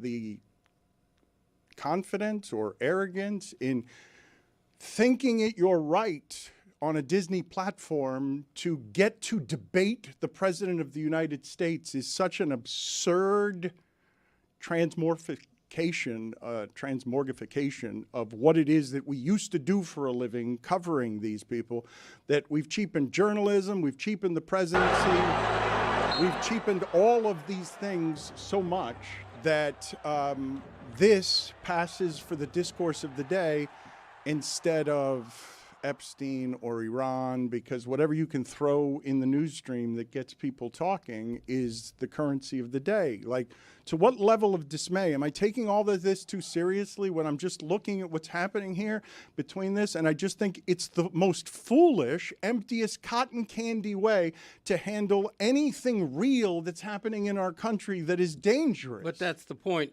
These two combatants both have a cartoon quality. And the discourse at each other versus each other suits them both. It gives Stephen A. Smith the optimum publicity to be in a beef with the president. It suits the president? It definitely suits Stephen A. It absolutely suits the president, because now everybody's talking about this beef with Stephen A. Smith instead of talking about, well, are they still attacking Iran? Or we can talk about all of those things. I'm just seeing all of the news stream eaten up by something that's this empty, and I find myself getting bothered by it because it's not leadership, it's not activism, it's not working on behalf of anything in the name of protecting anything decent other than yourself. Well, this feels like cotton candy, but when the heavy stuff hit the news stream, everybody just kind of went like, okay, there's nothing to see here, don't worry about it. So if the heavy stuff does that, imagine the cotton candy stuff now. I just checked out on it when Stephen A. was begging Donald Trump to go on his podcast again. Yeah. I'm like, all right, what is it? This is all dumb. It was an opportunity for, all right, let's see. He took a personal shot at you. Let's see if you actually get into the game. And you cut like a ridiculous promo and beg him to be on your podcast. You're ducking me. It's just dumb. But you would agree that this suits both sides, this little back and forth that distracts us from real stuff. But it only suits both sides if the only way you're keeping score is something empty dominating the attention spans of the American people. Like, if that's the way that you're keeping score, okay, but how are we keeping score on this? Because it doesn't make either of them look smart or helpful in their jobs to, protect the country in any way, whether you're protecting journalism or whether you're protecting, the country itself. Obviously, people in sports like us, we're aware of this. Like, it's distracting us. But I don't know. You think people who are just paying attention to the news, like regular people, who is the majority of the country, not like huge sports fans and people like us, you think they give a shit what the president's saying about Stephen A. Smith? I don't think so. I think Stephen A. blew an opportunity to be legitimized, genuinely. He decided to be a clown with it, staying in front of an LED screen with music playing behind him and just show you that there's not much below the surface there other than someone come on my podcast so I can get the clicks. He could have gotten into the game. Donald Trump offered him the opportunity with a direct shot, and instead it was just a cartoonish little thing that made me realize this is a very unserious situation, all of it surrounding Stephen A. and politics. Now, Stephen A. looked scared in doing that in the way that he normally goes after people. He went harder after Jaylen Brown like a couple of weeks ago than he went after Donald Trump, and it's all entertainment. Like, that's all you need. Oh, but I think you've got it wrong here, Mike, and you underestimate him on how the masses can be intoxicated by the flash paper. Like, it's how Trump got to be president. Like, don't underestimate that. Right, but it that. came off whack. I think to many people, like even the intended audience, the thing came off like a whack bit that just it didn't work. No, but okay, and it's as if the voting were now. The voting is not now. The way that you get into the attention stream is you get in the president's mouth, you feud with the president, you get more and more currency. He passed on that. He passed on feuding. He asked him to go on his podcast. That was actually an opportunity with what Donald Trump afforded him, it was an opportunity genuinely to walk through a legitimate threshold into the national conversation, challenge him on stuff. If he wants to be taken seriously as this political figure, that was your shot. And instead you wanted to be a wrestler with it. But how is it that you get to decide this? Because I'm saying that works with some people. It's what Trump is still doing. Yeah, no, Trump we're is definitely a dumb nation, yes. Trump is still doing low IQ individual Sleepy Joe. Like, that works. Like, it's worked with the television personality who could just blow a blue mist in your face and make you dumber. Stephen A is also just poking and prodding, waiting for Trump to overreact, and he can keep himself in this conversation. Well, but Trump, who does it work for? He doesn't have to pick a side. But what's his waudience? Like, Stephen A. Everybody. But what is who is Stephen A trying to appeal to? Who? Because that doesn't fly with the people that are anti-Trump. It's just bogus. It's just self-inflating.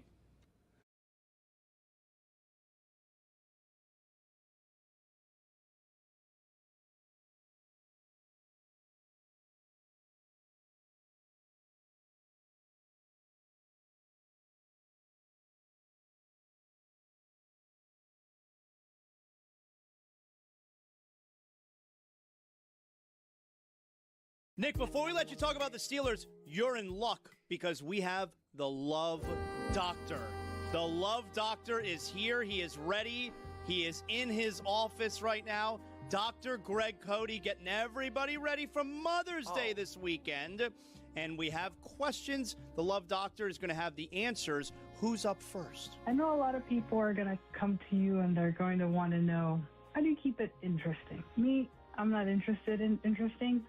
So how do you keep it predictable? How do you keep it ho-hum? How do you just let it just be? Was that Jason Tatum asking that question? Young lady, you are my kind of gal. That's my lane. That's my lane of romance. I invented predictable.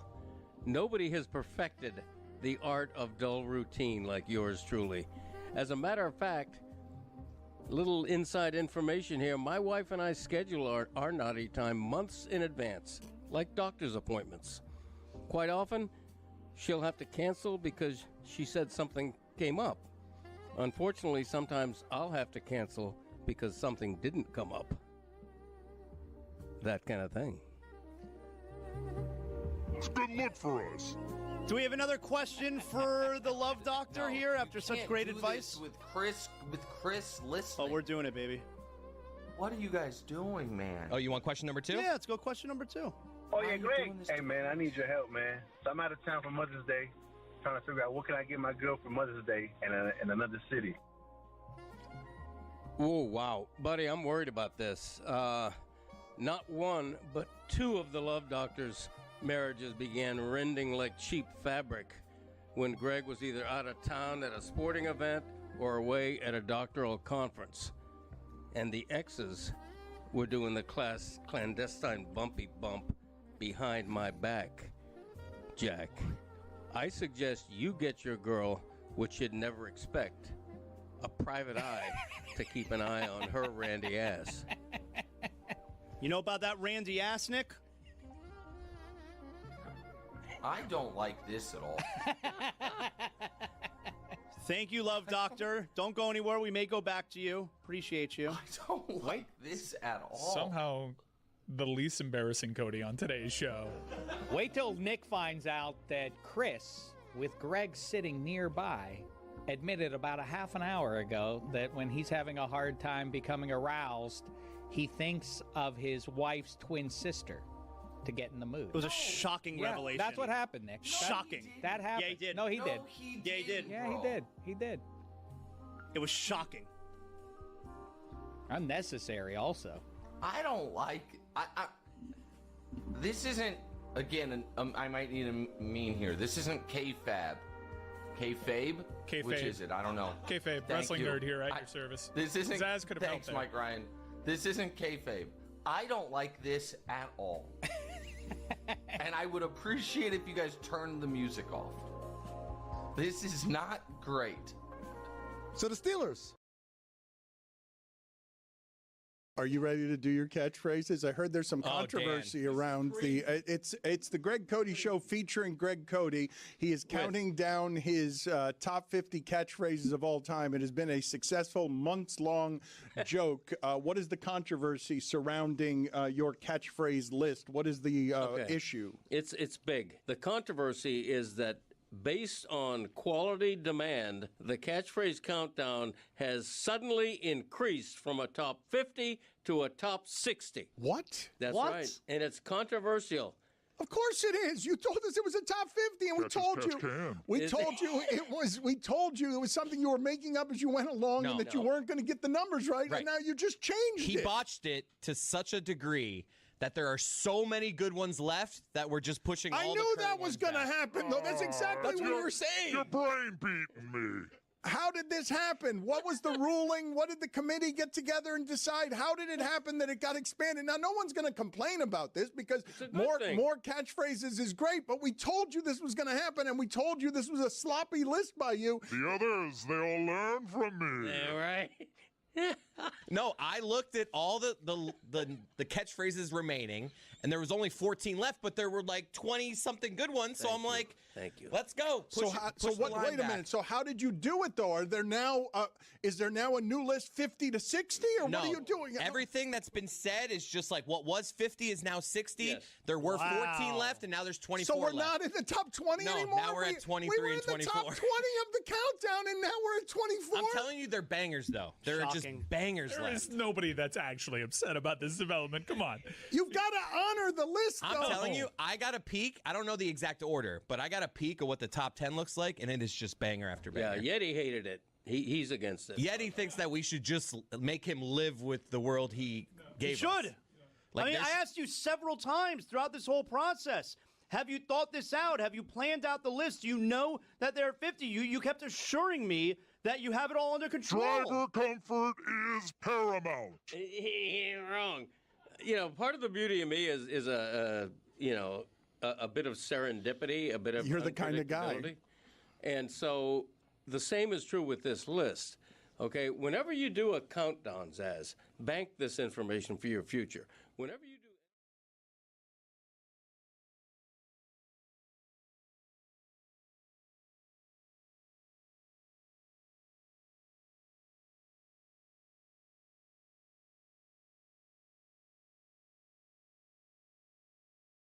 to the way that I watch sports over the last 40 years, where I go from being most interested in sociology of sports and the stories of sports and how it is that people become excellent and become champions.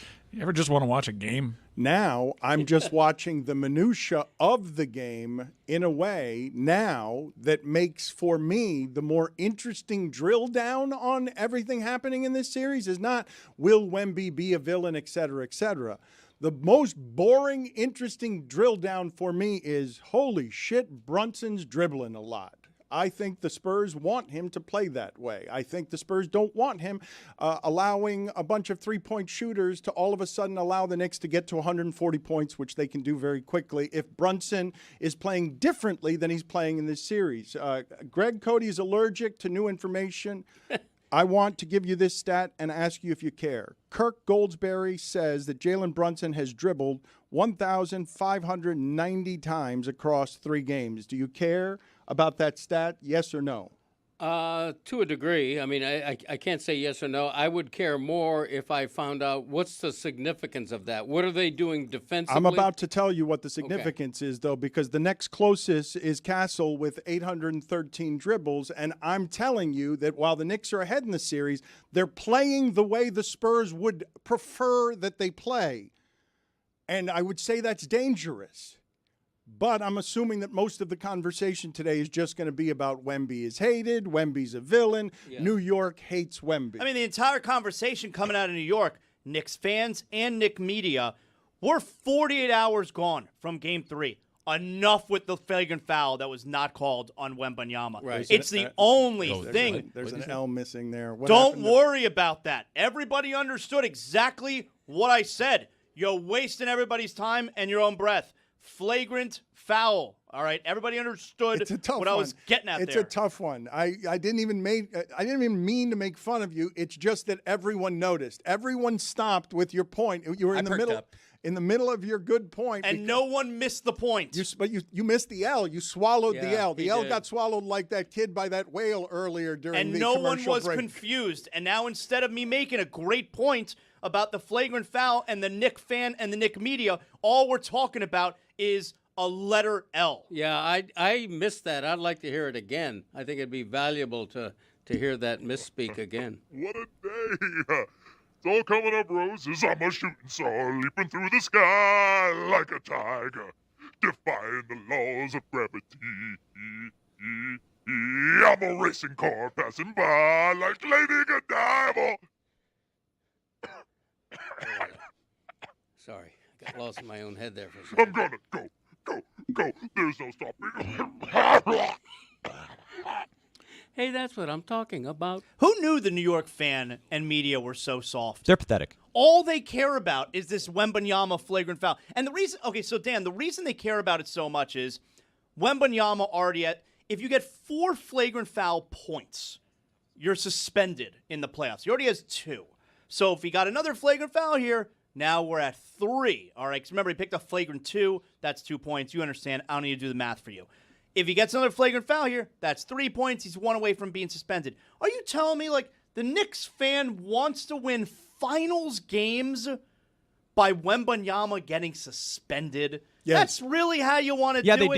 they do. Because they're losers. That is so soft. Their team might win, but I have never seen a fan base full of bigger losers than the Knicks fan base that is running around with a 2-1 lead and a home game tonight. Win a home game. Scared. Win a home game. They're scared. Up 2-1. I thought your team was invincible. I thought your team was great. I thought Jalen Brunson was the best player in the world. How about believe in your team?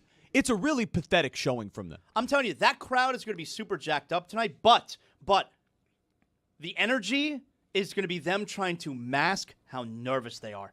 That's good. If we get to the fourth quarter, Spurs are ahead, that's a tight crowd tonight. You'll see. Was that our phone? That was Greg Cody's phone. Fine. It dinged. It was? No, That's, it wasn't. yes, It can't be. My phone is yes. turned off. Look. Yeah, it's off. Yeah, look at that. It's been off. Was it his computer? No, my my computer's silent. I heard a ding. I It did wasn't too. me. I heard a ding You know, too. check yourself, guys. Oh, Zaz. I mean, come on, Zaz, was it you? My phone's always silent. I never have a ringer on, ever. Okay, I've been falsely accused. No, we're going to get to the bottom of this. It's one of our phones. Maybe it's mine. I didn't think it was mine. Whoa! No, but there's something happening here. Not to get stuck in the mud on this, but We should text that. Nobody touch your devices. I'm Stay just- away, I'm Zaz. just holding it up so we can Hands see off. with the blank screen. I'm gonna text each and every single one of you Okay, individually. here we go. This Let's is go. dramatic. This is scary, and this is dramatic. I think someone did something. All right, someone send the text. I'm scared. I'm scared it might be All right, me. let's lay out here. Here comes the text. All right, I texted Dan. There was no noise there. Dan, All right. you're clear. For now, I'm gonna go to the replay machine. Gonna consult VAR to see if someone touched their device. No, I didn't touch. Are you accusing me of cheating? I did not touch anything. I'm accusing someone in that room of cheating. Leba yeah. cheat. How do we know it wasn't someone in the shipping container? No, because it was a sound that we Yo, heard you in okay? here. What do you mean, okay? You okay? Uh, You almost said a slur. Flagrant foul. Careful! I don't even want to replay that. I Not can't this believe month. we did. I'm not proud of that. Boy, that'll come back to haunt you. Whoa. I am terrified of the phrase flag football. Go on. No, that's all I've got. Okay. That's my gimmick. I never want to say it. So David Jacoby is going after What do you Wemby say? in harsher terms, and I don't know how long players are allowed to be beloved. But David Jacoby, who works for the Ringer, had this to say. Look, I think he's emotionally can't control himself, honestly. And I started drumming up a dislike for him like this summer, and now it's just at 1,000,000. Like, I cannot stand this guy. I hate his outfits. I hate his face. Wow. I hate his hair. I hate everything about him. I just think he's There it just, is. such a try-hard, curated. When he goes to the park and he's drawing in the park with his friend, he's like sketching a bush with like a graphite pencil. I just can't stand it. And like, and the idea that Mike Brown won't be like, hey, Huck Porty, go in for 30 seconds and get kicked out of the game because he just basically mushed, pushed, punched, whatever, our best player. And then Castle comes and like, whether it's a flagrant or a foul, it is the exact same thing that Carter Bryant did to Shea. And then we have the Victor Wembanyama whispering in Biyombo and Plumlee's ears as they go in. Like, I just am really, really, I respect him as a basketball player and I respect the work ethic. I'm not saying he's a bad basketball player. You can't disagree with him. When I say I can't stand Victor Wembanyama. I'm glad he gave the distinction between him not saying he's a bad basketball player, because that would make sense. Yeah, just a terrible human basketball being, player. Yeah, that makes sense. Well, but you guys are being flippant about this. But when I think of everything we've been talking about over the last 6 weeks of New York Knicks basketball, which is a fan base that is loud and proud without reason for 3 decades, has been laughed at by America. You remember, Pablo Prigioni, he'll steal your cookies, Julius Randle, bully. Like the loudest, most obnoxious, worst New York you've ever heard is feeling the best feeling it's felt about its most important thing in 25 or 30 years. The emotions of that will make it so you're not going to be reasonable and you will get to hate on Wembanyama because he pushed your best guy down to the ground. Your beloved guy pushed him to the ground, and I believe that you can assemble an argument for this combination of feelings and ingredients that are near Wembanyama in New York, that 3 games in, we're already at most hated person in the history of the city in sports, not named Reggie Miller. Yeah, I really don't have a problem with it because I feel like I've been pretty consistent about this kind of stuff. I liked watching the NBA back when if you got a little guy who's messing around with the big guy pushes you off him like you're a little gnat. Like you don't.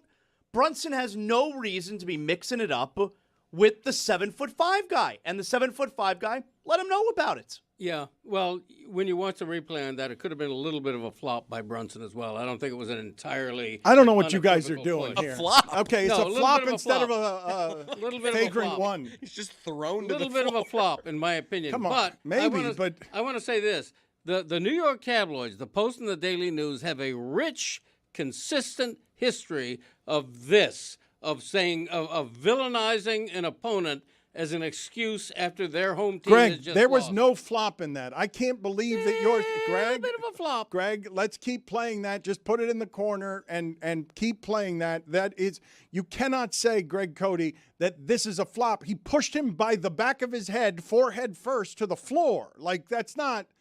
It was absolutely aggressive. Do you guys disagree with my assessment, though, that we're already 3 games in, given the stakes and the circumstances, most hated athlete at the center of New York ever? He's already in the conversation just because of the storylines that are meeting.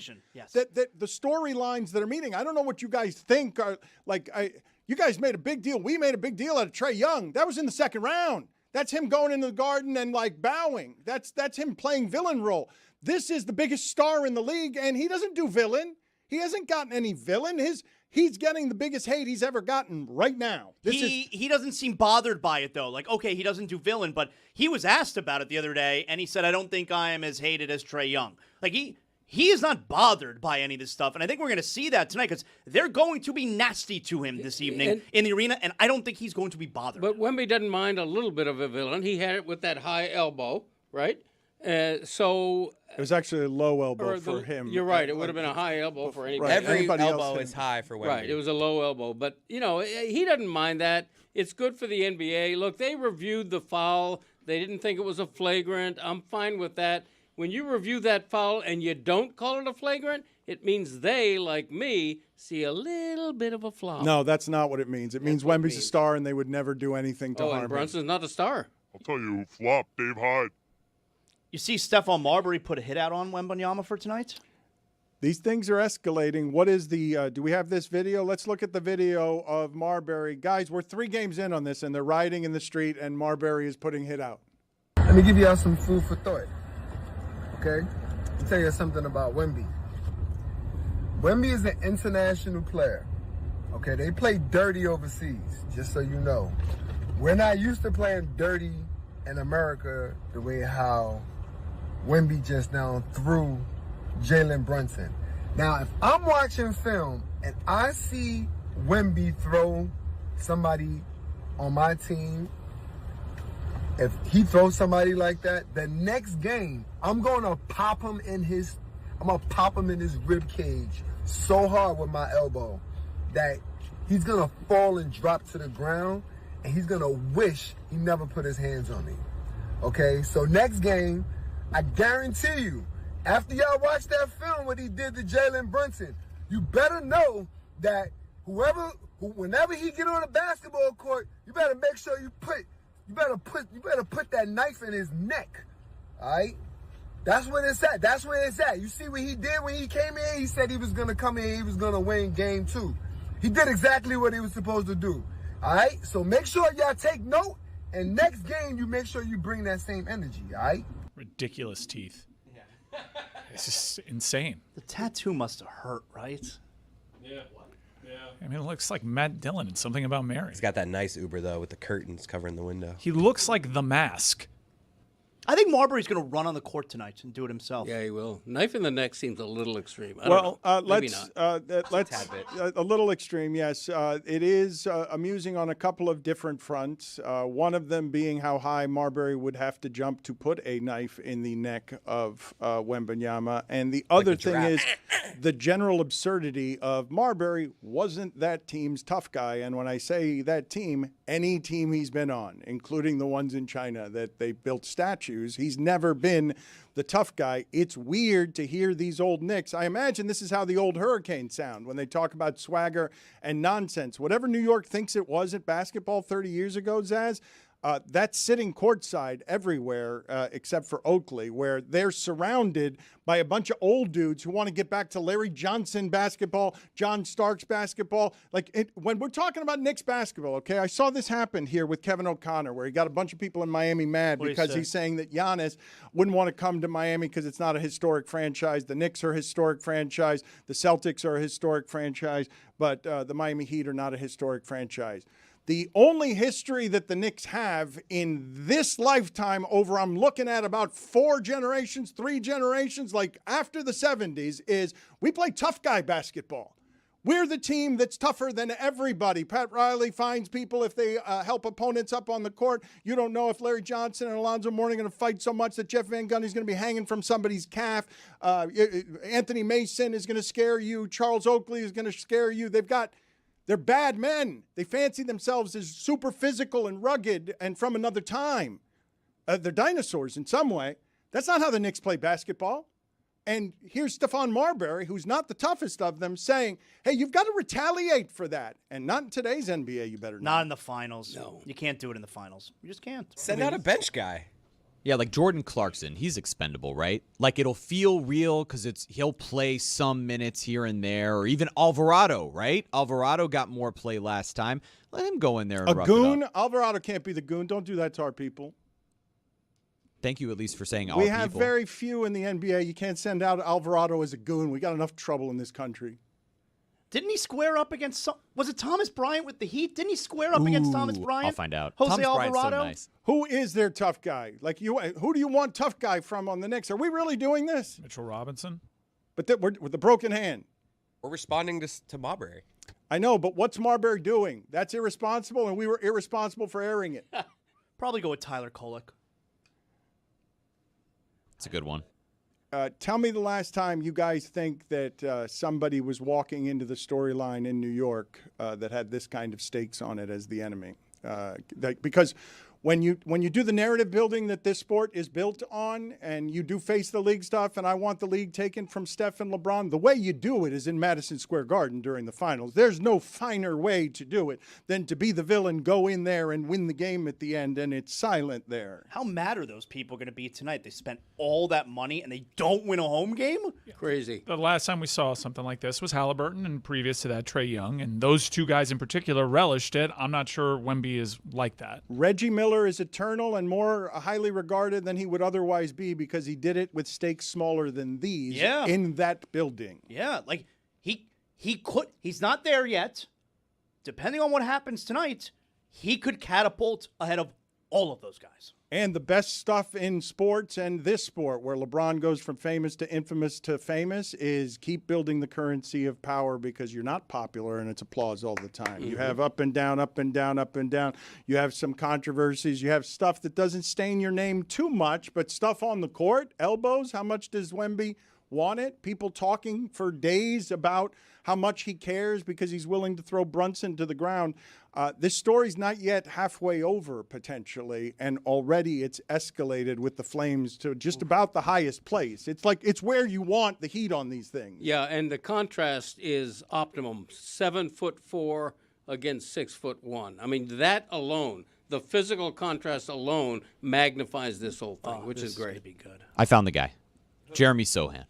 He wins a ring no matter what. He doesn't win a ring no matter what. He does. He wins a ring no matter what. So if he goes in and he gets into a little fight, it doesn't make a difference. He can be defending. He doesn't win a ring no matter what. You know when you win a ring? When your team wins a championship. He doesn't play for the Spurs. One more time, because I do want to keep putting this in front of you, simply because I like the... Ooh, Jose Alvarado can fight, Dan. Look, he punched Mark Williams right in the face. That feels like the guy. It feels like the guy. Don't do this. You can't. You think it's a good idea in New York today, with everything happening in the world, to send a brown guy out to create violence in the middle of... Who's Victor Wembanyama? He's a foreigner. No. The French are not a threat. They never have been. Do you remember the 21st night of September? A leftist foreigner. I'm going to put these numbers... Philip Bailey, former Greg Cody Show podcast guest. Maurice White was the singer on that song, the lead. Really? Yeah. Prove it. Right. That was his voice in the song. Do you remember? I think it was Philip Bailey, with due respect. Watch the documentary. Let's look it up. The 21st night of September. Greg, when you say let's look it up, do you always mean someone else? Yeah. Yep. Because your phone is there and... My phone is turned off. That's why it didn't buzz like yours a few minutes ago. You've never owned up to that. Le Batard. Mine. Well, I'm not guilty. You guys need to get to the bottom of who had that ding around here, because I think it might be Zaslow. Le Batard. I haven't had my ringer on in years. It might be Greg Cody's computer. I fear. What? I think. Come look at the volume on my computer. They're both right. Maurice White and Philip Bailey are listed as lead and background vocals. I don't think that's worth celebrating. I really don't. I'm celebrating. Rory and I are locked in arms. I've been celebrating for a good 24 hours. What I want, you got. Might be hard to handle. H&O, baby. Zaslow, I'm going to try and do 45 seconds of serious basketball analysis with just you, without some interruptions here, just drilling down on this. Are you ready? Yep. Brunson is shooting 50% at the rim. That is obviously not good. He's shooting 21% mid-range. That's obviously not good. The team, he's shooting 31% from three, which is 6 percentage points below his averages this season. And 31%, if you were to do it for a career, would be among the worst three-point shooters there have ever been, okay? During the Knicks winning streak, it was all ball movement. It's offense running through Cat. Now it's low assists and Brunson dribbling. And here's the quote from Mike Brown. We were about as stagnant as I've seen us all year. We just wanted to stand and watch one guy dribble a ton. We literally just stood and watched. There was no movement. You do what with all of that information? I think back to the Western Conference Finals and realize how good Shai Gilgeous-Alexander is. So this is what it's like when the Heat make a finals for our audience. I mean, like, Shai Gilgeous-Alexander wasn't at his best last round, and he was still much better than what Jalen Brunson is doing against this Spurs defense. I feel like Shai Gilgeous is really good. But your takeaway as far as what the next 4 games are going to look like, when I keep telling you the Knicks are up 2-1, but we know them to be the lesser team during the regular season. We know them to have a star player who's not as good as the other star player.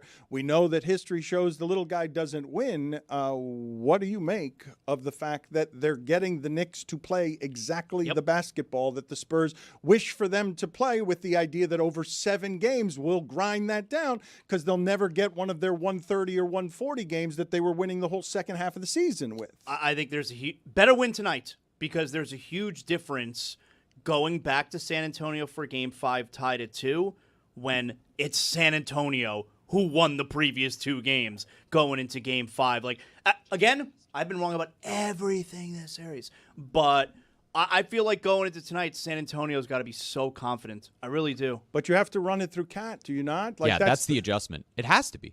It has to be the adjustment of letting Cat facilitate that offense, getting bodies moving. That's what Mike Brown was talking about. When Jalen Brunson's just dribbling and everybody's standing around and you've got Cat standing in the corner, it allows Wemby to impact things in the paint in a different way, and you become a stagnant offense. So when you run it through Cat and you can at least drag Wembanyama out there to challenge, that's when you see things go well. He needs to have a big game, and Brunson does need to be efficient. This is a huge game for him individually. Efficiency-wise, he had his best game, Game 3. Right. He needs to capitalize on it. Wait a minute. Fill my cup, put some liquor in it. Take a sip, sign the check. Julio, get the stretch. Right to Harlem, Hollywood, Jackson, Mississippi. If we show up, we're gonna show up. Smoother than a fresh draw skippy. I'm too hot. Call the police and the fireman. I'm too hot. Come on, everybody. Come on, you know the words. Make a dragon want to retire, man.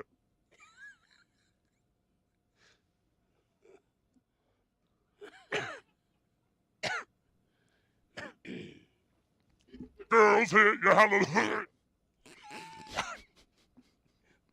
I'm fine. Woo! Girls hit your hallelujah. Cause I'm down for I'm gonna give it to you. The last outlaw.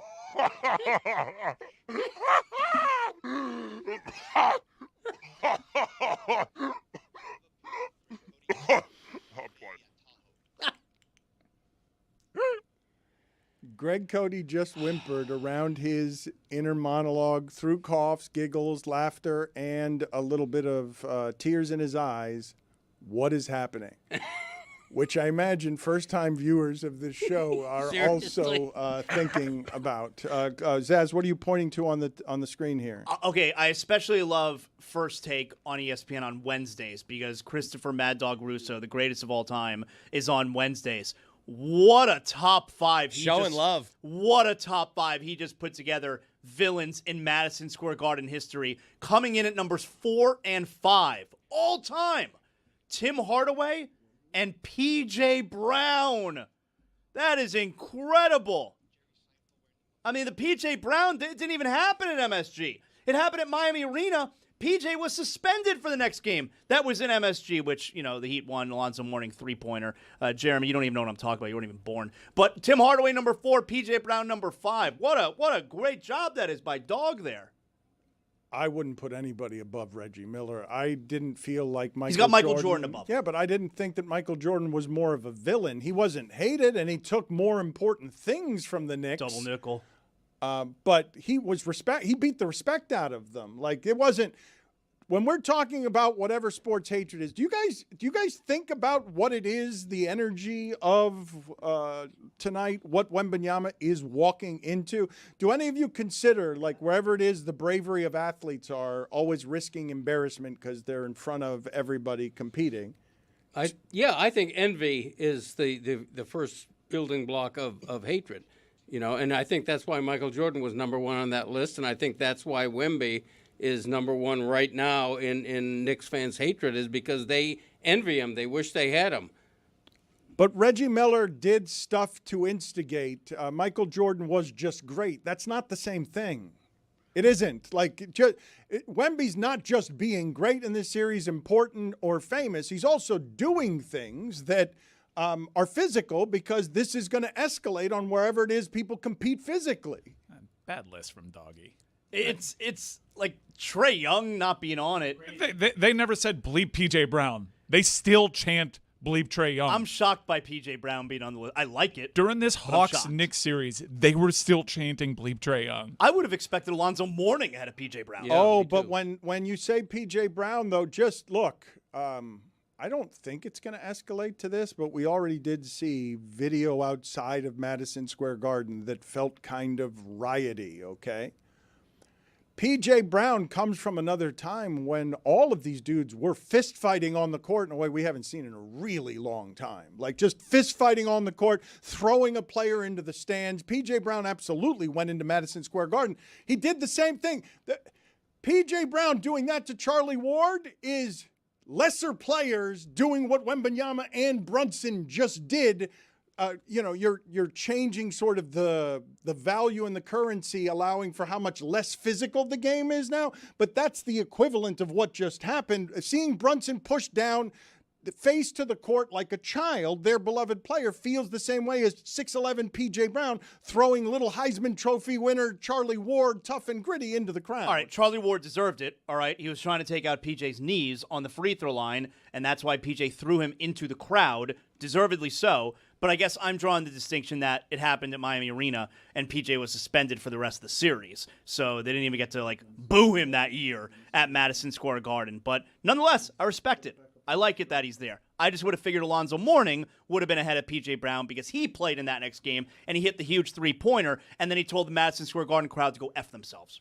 He also fought Larry Johnson in the Garden. Right. So, That's true. Yep. Yeah. Plus he had a league-leading scowl. League-leading scowl by Zoe. You guys understand the difference in what it is that I'm talking about, though, between yesterday's NBA and today's NBA and where the flames on all of this can actually climb to. When you've got, in the emotion of however loud New Yorkers feel, bubbling up is a bile that is not going to be contained to just sports hatred. Bill Simmons makes the distinction between sports hatred and real hatred. Where's this? Because we're at game 3. Oh, I think it's real.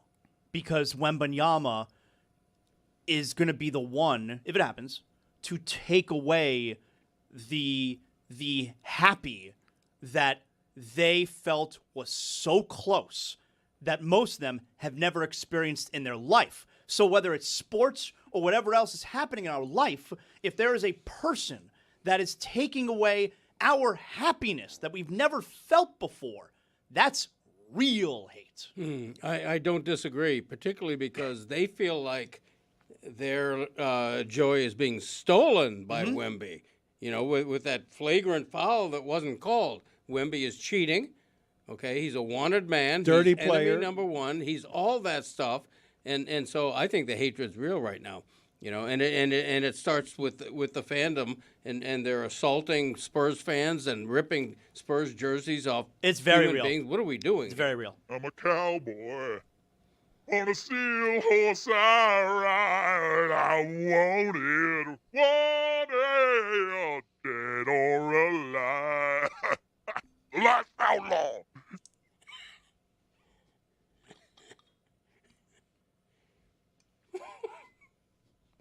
When you think, Zaslow, Take a nice big swig. of being 22 years You old, earned it, pal. when we dissect all of this stuff in sports and forget that these are humans, not superhumans, even though some of them are built like superhumans, what Wemby is walking into this evening, how do you imagine that feels? I think he loves it. I think he's different. I think everything we hear from him, he's different from most of these NBA players. And by the way, it is kind of weird where if you're not a Knicks fan and you hate him, to feel that way, because I feel like he's the kind of player that you would really respect and want to get behind because of the way that he treats the game. I don't think this bothers him at all. I think he's been groomed most of his life to be this guy. I think he loves it. I think we're going to see it tonight. So when you say groomed all his life to be something, this is something very small, okay? I know that Wemby spends a lot of time telling you how much he cares, showing you how much he cares. He has said flatly, this is my entire life. This matters to me as the most important He's thing so Spurs. that it is. But the thing I wanted to say to you and ask about how rare it is, because it struck me as rare that at the end of the last 2 games, I'm sorry, the first 2 games of that series where they are surprised at home and stunned at home. Wemby at the end of those games is still cheering and applauding and doing the rah-rah little league stuff the way that an old coach would do with a bunch of 8-year-olds. Keep your heads up, everybody. It's okay. Usually guys are hissing steam in those circumstances. And when he gets called a try-hard, because a lot of his things can feel a little extra syrupy, I don't think that's insincere. I think somehow in that moment he has some sort of perspective about how to lead that is not how I would be now, never mind at 22. Like I would not have the grace, the composure to not just simply be crushed and fall into the depths of my own narcissism. This hurts so much.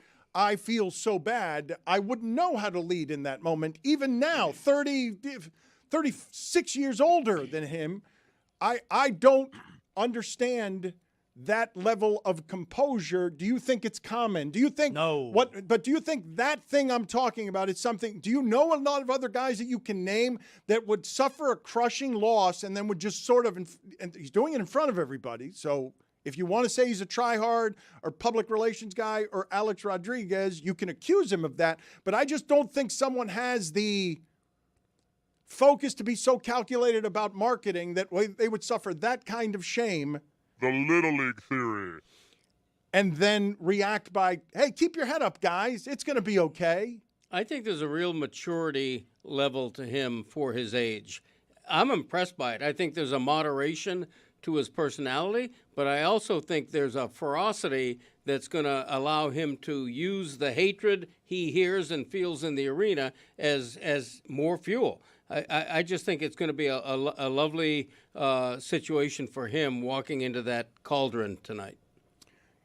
He must be built differently than many of us are if you guys hear what I'm describing and think of it as a lovely situation. Like, I just don't think there are many human beings who think that way. They probably are usually athletes or fighters, people who get more joy out of silencing an opposing crowd than making their own crowd cheer. But that is a mentality. Like Chipper Jones had it, Reggie Miller had it. I don't think everybody has that. In fact, if you tell me if I ask you guys, what do you think would feel better to you guys, everyone in this room? Shutting up a hissing crowd or just having 20,000 people applaud you and roar for you because you had done something so mighty that they can't help but stand up, yell, and cheer? Which do you imagine would feel better? I think shutting up the crowd feels better. It's awesome. I think that's human nature, is to want to shut up a loud, violent crowd. I do. You know, I think that, and that's also what we love about sports. I mean, this is an optimum situation tonight for him to come into that enemy arena and be able to, with a wonderful performance, be able to shut up that crowd, silence that crowd, take the crowd out of the game, if that's even possible. I think that's what drives him tonight. I could watch. Talked out on it, just find it boring. I think I'll play basketball instead. Prime Dennis Rodman over here. Mixed with Mitchell Robinson. Oh, yeah, I forgot about that part. I'll get around to it. Wemby's the opposite of A-Rod, right? Catch up on some Jeremy Corbell, doing some good work. Oh, I thought you meant me. Pitch clock, Thursdays. Mike, you should not react to this show talking about basketball the way our listeners, who are not Miami Heat fans, have reacted to the last 20 years of this show. Sorry, Dan. It's just been a lot. You know, the greatest sporting event in the world starts tomorrow, and I feel like maybe we can touch on it, you know? I appreciated the Denny Hamlin ISO play before, but it's just, you know, it's all the time. The hockey series is great, too. There's a lot going on in sports, and I'm familiar. But if the Flames climb any higher, I'm going to walk out because we've been going to that device way too often. I think the Flames cannot climb any higher. It's only game 3. Of course they can. Must win tonight. For who?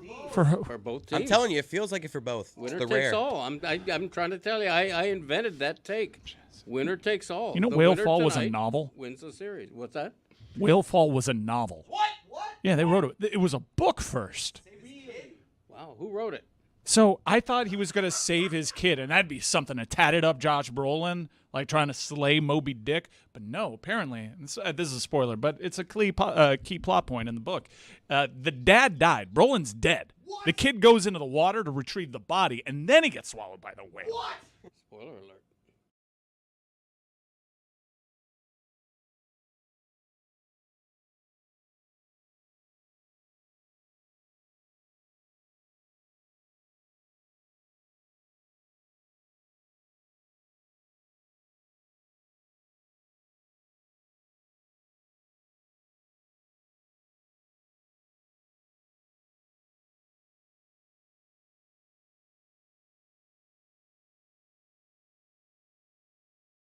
I have to go back to Chris Cody here because I'm not sure that I knew this.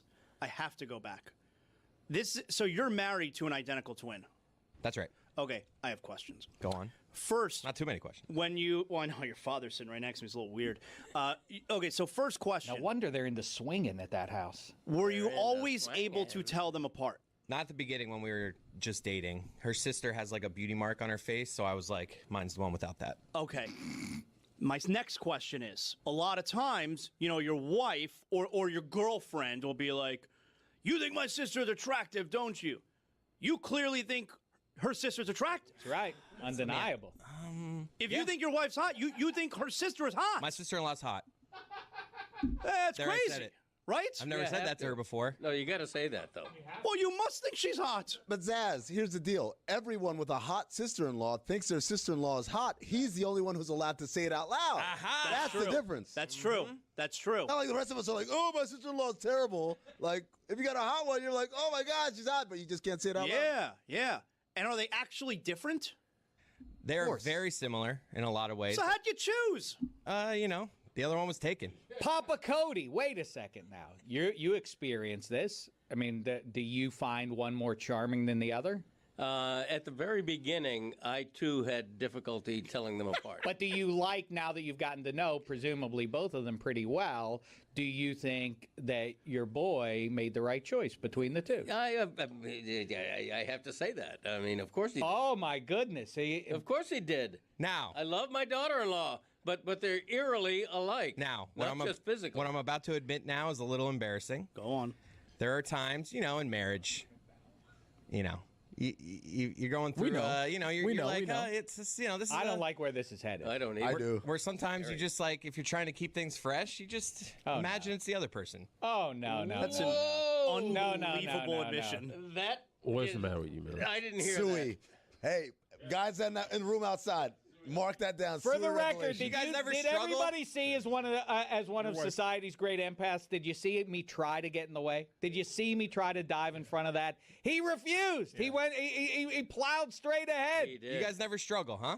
Your wife clearly does not listen to this show. Sure doesn't. What in hell? No worries that this is getting back to her. Tony, how you feel about that admission? Not great. Yeah, not great. Even though, admittedly, Chris says that his wife doesn't watch the show, which is good, right? Very so he good. feels like he can shoot from the hip here and not really be taken to task, like Dave said. Very good. But the issue is, sometimes some things are so flammable and so big that they peer through the veil of Chris saying, "Oh no, my wife doesn't watch the show," where she's like, "You said what?" Bigger than the show, man. Bigger than the show. Let's not clip this if we can. That was an incredible admission. It really Greg, was. what did you make of all that? A little bit unfortunate. I wish he hadn't said that. It could come back to haunt. You guys never struggle. Well, in the context of this show, you can always say, I was just kidding. Of course I was just kidding. But will she believe you? I was. Okay. What is the Nick Bobick? It's a 60s song. The name game. Nick Bobick. Banana Bofick. Me, my Momick. Nick. Rosanna, Rosanna, The name game. I'm the kind of guy that Nick. Who made it the salad? Hey, Butterfinger. Who made it the salad? Nick Bobick. Who made it the salad? Georgia. That's not correct. Very good. It's a parrot that says very good out of the side of its mouth. That's correct. What does this have to do with the name game? I'm not going to take a quiz. Nick Bobick. Who made it the salad? Me, my Momick. Very good. Let's go States. We're rolling now, huh? That's not correct. Doesn't make it right. Don't go showering to try to please me.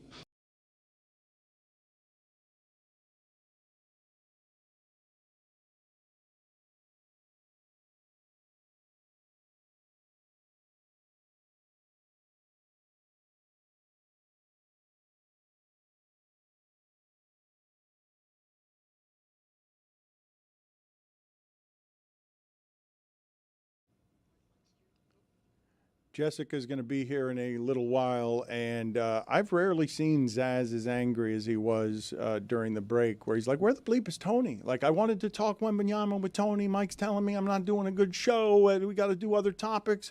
And Tony just vanished. He disappeared. And then I'm told, oh, there's FIFA toys across the street, and he wants to play in an amusement park of soccer. The World Cup is in town, and he didn't tell anybody he was going over there. And Zaz seemed legitimately pissed. I mean, Tony's here doing a show, and all of a sudden it's playtime? Yeah, he's a leader on the Wembanyama hate front. Wembanyama. Wemby. This is why the ref calls him Cut it up, Wemby. Just go Wemby. You're good. Yeah. Victor. You call him Vic. Yeah, there you go. Carve out your own lane. V-dubs. Tony was first to I beat the rush to hating Victor Wemby. Well, it was second, but it's all right. Second? Well, you weren't hating him. You were saying he was going to be a bust. Really? No, I said he's either going to get injured. You better hope he gets injured. Were you a Bobo guy? No, I wasn't. But I knew all about Wemby, saw him a bunch. I'm like, you better hope this guy gets injured. And I think he definitely will get injured, which he hasn't, because then he's just going to make the game unfun and super unfair. We're almost there, but he gets winded. So that might be a little Achilles heel. It's terrible to get winded when flames are climbing. Sucks up the oxygen, Dan. Yeah. Jessica is here, and now Tony is also here. Tony with Jessica at the same time. Tony from a soccer amusement park. Jessica, forgive me for doing this for you. This is just bad planning by us and Tony doing whatever the hell that he wants. So, Tony, what are you doing out there, and what is out there? Dan, glad that you think of me when you think of Wemby. I really appreciate that. David Jacoby, everything, what he said was completely true. I was 100% right with him. Dan, I know when you think of soccer, you think of me. So I came out here to the Fan Fest zone for FIFA that's happening right across the street here at Bayfront Park. It's not open to the public yet, so we got exclusive access prior to. And what I'm going to do is you're going to talk to Jess. You guys are going to do the show. Put me in picture-in-picture. We're going to walk around the entire grounds and find cool stuff to show people on a secondary little screen. So can we do that? Okay, yeah, sure. We'll make it messy, and if you have anything, you call for the ball, and we'll see what happens there as we try to juggle and spin a whole bunch of plates. So Jessica is with us. She has a fiancé who is Nick's insane. I think it's uproariously funny. We didn't mention when talking about the best stories in sports. The Brendan Sorsby situation is uproarious, including that now we're going to the judges and the rulings, and they'll settle this whole thing in February when we go to the courts, which of course is after the season, after he has been like, when you talk about the chaos of college football and sort of a fracture at the fault line of everything that's happening, a gambling quarterback who's going to be able to play on an injunction and make money is as crazy a story as college football has right now. So, Jessica, what do you make of the latest developments here, though I explained them poorly? No, I think you explained them pretty well. So he got an injunction. He's eligible to play this season. Obviously, Texas Tech's very happy about that. His lawyer's very happy about that. I'm sure he's very happy about it. Their argument was that it would, be bad for his mental health if he couldn't play this season, and it would harm him permanently, which we talked about last week. Wasn't an antitrust argument. So there's been a lot of argument over this Protect College Sports Act, which Dan, I don't even want to get into all that because I think it's boring and it's probably not going to pass. But if you want to talk about it, we can. Where we're at now is that I kind of feel like there's the only thing that would stop him from playing is public pressure. And I don't think Texas Tech will cave to public pressure because I think there's too much money involved in this. And I think that they fully expect that he's going to play this season. But the Big 12's obviously, there's been all these stories about all these athletic directors outside of the Big 12 not wanting to schedule Texas Tech, which like I didn't really think Georgia was going to schedule Texas Tech anyways, and the Big 12 ADs all being mad about it, but I don't know what recourse they have. I know that there's some fuzzy bylaws where maybe they could punish a team with a supermajority, but is that in their best interest? And then what happens with Cincinnati? How are they involved in all of this? Do they get a vote on that? Like, it's just a complete mess, and I think all of the issues in college football with lack of collective bargaining and these issues of like now, certain leagues are talking about self-governance being more important and getting away from NCAA governance. It's all jumbled up in this mess, but it has, I think, brought everyone together in that I don't know anyone who is not a Texas Tech fan that's like, I think this is good. I think he should play this season. If I could mention real quick on Zaslow Show 2.0 today, I did a lot on Brendan Sorsby. My co-host on ESPN Radio, Amber Wilson, who's also a lawyer, does a great job and an easy way of breaking this down for everybody, what's actually going there. So if you want to check that out, that'd be great. Jess, yesterday, I essentially got laughed at in here when I took the stance.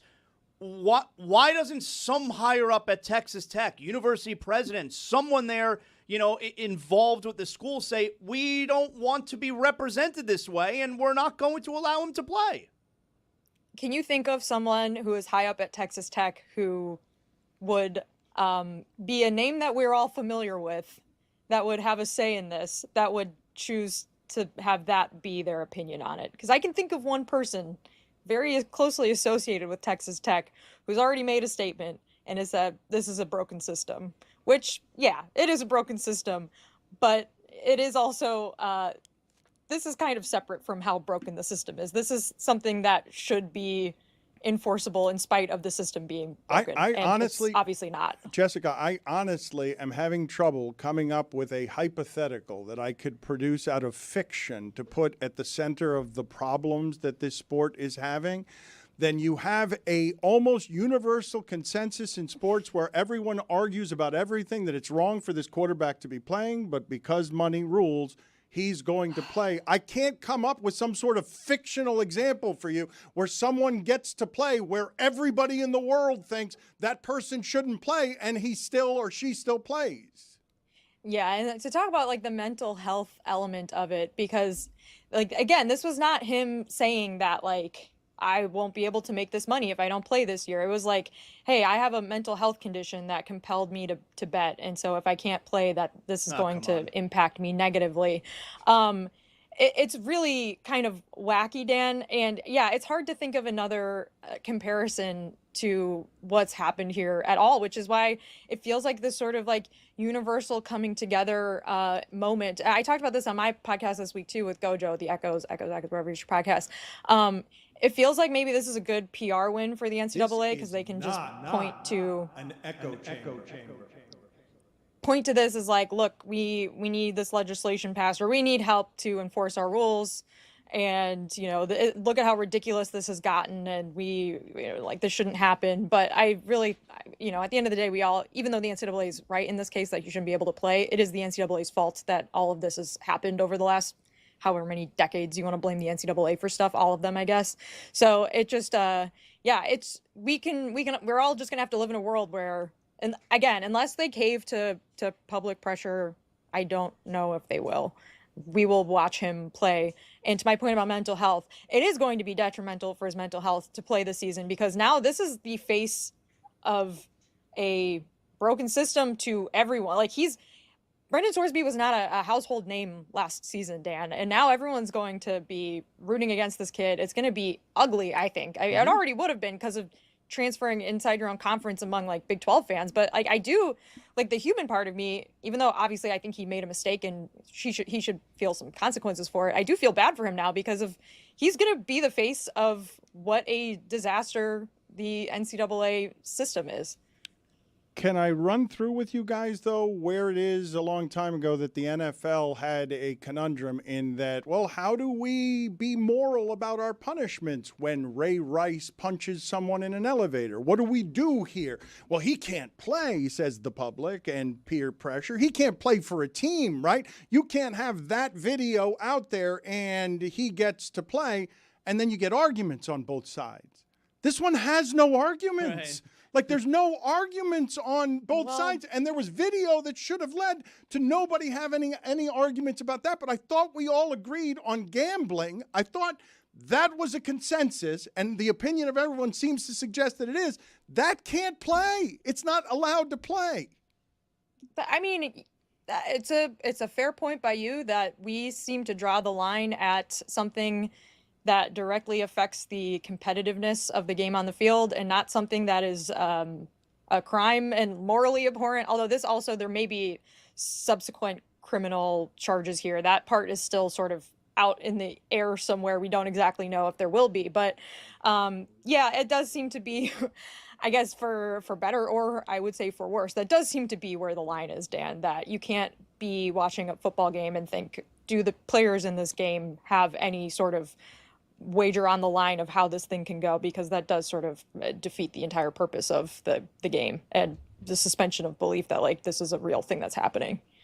Going to tag in because you said morally abhorrent, and I perked up because we'll be live on Saturday on our YouTube page for reaction to the USA's match against Paraguay.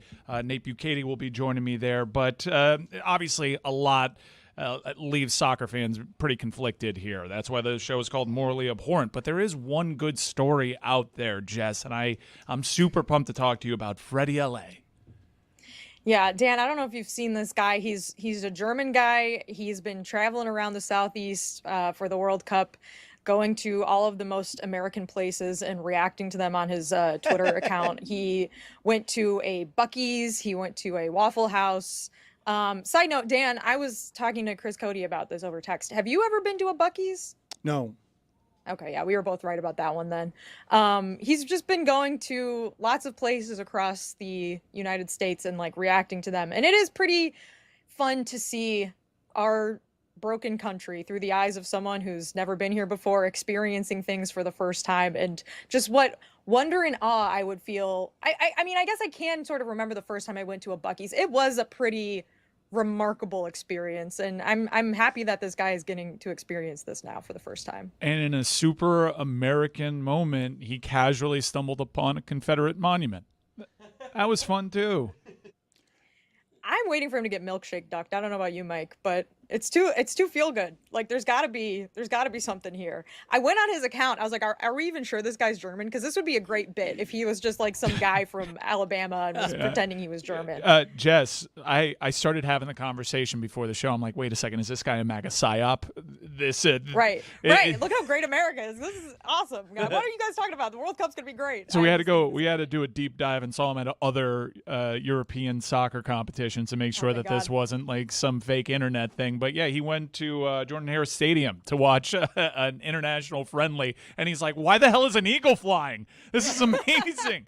This is Auburn, Alabama. This is a tradition there, but for a friendly, they have the same tradition, the eagle flying, and he's like, this is the most absurd stadium experience ever, which is a fun part of the World Cup. Non-World Cup venues, England played in Tampa, and they were really confused as to why there was a pirate ship in the end zone.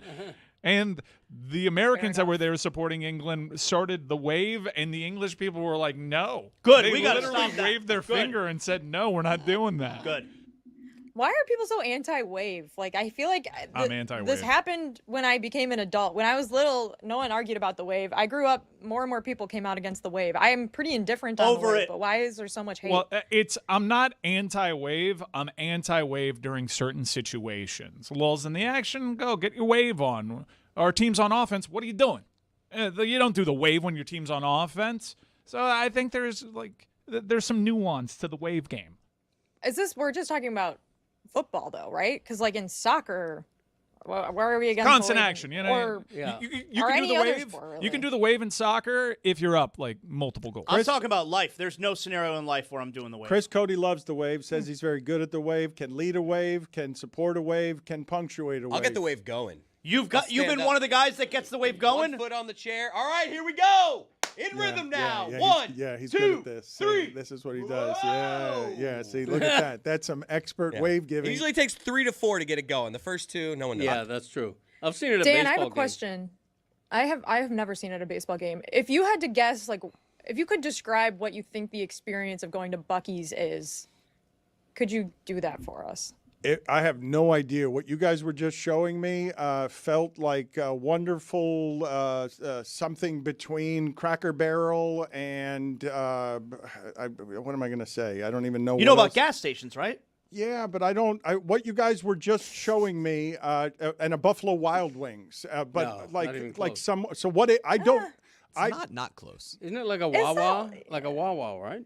No. It's like a more. I would say it's more like a Walmart supercenter with brisket and the cleanest bathrooms you will find along I-95, Dan, than anything. But yes, there is gas also, but gas is like not the main thing. So, but the main it's- thing is the food in the bathrooms. So for a me, at least. Costco-sized Buffalo Wild Wings. Yes, but a rest stop. With Dan, have you ever been anywhere? So you think that because I haven't been to Buc-ee's and don't know what I've been to a Buc-ee's gas is, station. Dude, they have a What beef if we- jerky wall. A beef jerky It's wall. incredible, Dan. What if we take Dan? This is a show idea for you guys. Take him to the nearest Buc-ee's, which I believe is Daytona Beach, and just let him walk around and someone film him. I would watch that. Tony is jumping up and down, and I don't know whether he was doing the wave or calling for the show to come to him. I did see that Rose was partaking in certain liabilities there where she seemed to be climbing a rock wall and had no harness, and all of that was very dangerous and irresponsible. Tony, what did you find out there that was interesting in the fan zone, FIFA, activations, everything that's going on there? Right now, you're just in front of about a dozen porta potties. Yeah, I'm in front of a dozen porta potties. More on that in a second. But we did see a naked rock climbing wall in which I was like, you know what? Maybe for the show, I'll start climbing up the wall and do like fake, look, I'm going up the wall. As I look back, Rose is like 10 feet in the air already, no harness. There's a rope that was attached to the wall. And the problem is the rope is how you like go down, right? You don't have a harness. You just kind of like scale off the rock wall. So she didn't realize it went down, so she almost fell off. So I almost had to like stand there and catch her. But Dan, I finally made it. Jeremy texted me this joke. I finally made it to the fan zone, Dan, look at this. Oh, there it is. He did text you the joke. The there it fan is. zone. The fan Look at this. Yes, good. Greg Cody, am I right? Look at the fan zone. Way to blame Jeremy on it because you knew that joke wasn't going to work, and so That's a good so joke. preemptively. Tony and all his fans. They're actual fans for those listening at home. Yes, thank you, Jessica, for including the audio audience on Tony. Just step back, and you saw the camera shot go from a dozen porta potties, which is not the way to celebrate the World Cup and the activation fan zone, to about 40 fans that he's surrounded by. Tony, thank you for going out there and ruining the last hour of the show when Zaz wanted to talk about Wemby with you. Thank you for doing that. There's more ruining to do. Okay. There's more ruining All right, to do. we'll Let's check go. back in with you later. Let's see what Jeremy texts you that is unfunny that we can also go to. I will say, though, Dan, you, me, trip to Daytona. We get the Buc-ee's Big Buckin' Brisket Sandwich. Oh, we I'm get in. some beaver chips, little pecan pie, and get some gas while we're there. Let's go. Don't worry, Dan. They also sell kombucha there. I've gotten it. Thank you, Chipotle Jessica, pimento for always cheese. thinking of me. I do appreciate You're welcome. your thoughtfulness in that regard. The way I was describing it, I wouldn't have assumed that Buc-ee's did sell kombucha. I would have They guessed. have everything. Everything All right. that your heart can. So it's a and su- again, cleanest bathrooms along I-95. So a Southern Fried Walmart. That's what it is. Yeah, with Slash we'll go with Buffalo Wild Wings / TD Bank. I Yeah, don't know. with gluten-free cinnamon sweet beaver nuggets. You went It's on a kind of like a Home Goods too. you in on a road trip? When's the last road trip you took? What do you mean? Like just with whom? Like I go Yeah, places friends. with my wife. With your wife Oh, and your my driver. God. The last time you got in a car and drove for several hours. Yeah, when's the last time? How is Lehman doing? I can't remember. I don't know the answer to the question. I'm not avoiding the question. I don't remember the last time I took a boys' trip, if that's what you're asking. No, not me. a boys' trip. You pile into a car and you open up the maps and it says over 2.5 hours. Maybe you got a sandwich you Right. made for the person you're driving with. I don't know. Yeah, you send your personal assistant to a Buc-ee's and have her tell you what it was like. That kind of thing. Yep. So you don't know the last time that you did that? It's probably like when you were on a beach somewhere, right? No, I went, I'm going to say 3.5 years ago with Valerie and her brother to Disney World. So drove to Orlando. Oh, perfect. Next time you do that, stop at Buc-ee's in Daytona. Does that count? Not because you. Daytona's north. You had the VIP tour, so that does not count. Well, wait a minute. Is it a road trip or is it the VIP tour? Like, how does that work? If it includes a VIP tour, it's not a road trip. I drove myself. Does that? Yeah, that's a road trip. A road trip with multiple people. What's a road trip? Define it for me. Counting Orlando as a road trip? Yeah, it's over a 3-hour drive. So define it for me.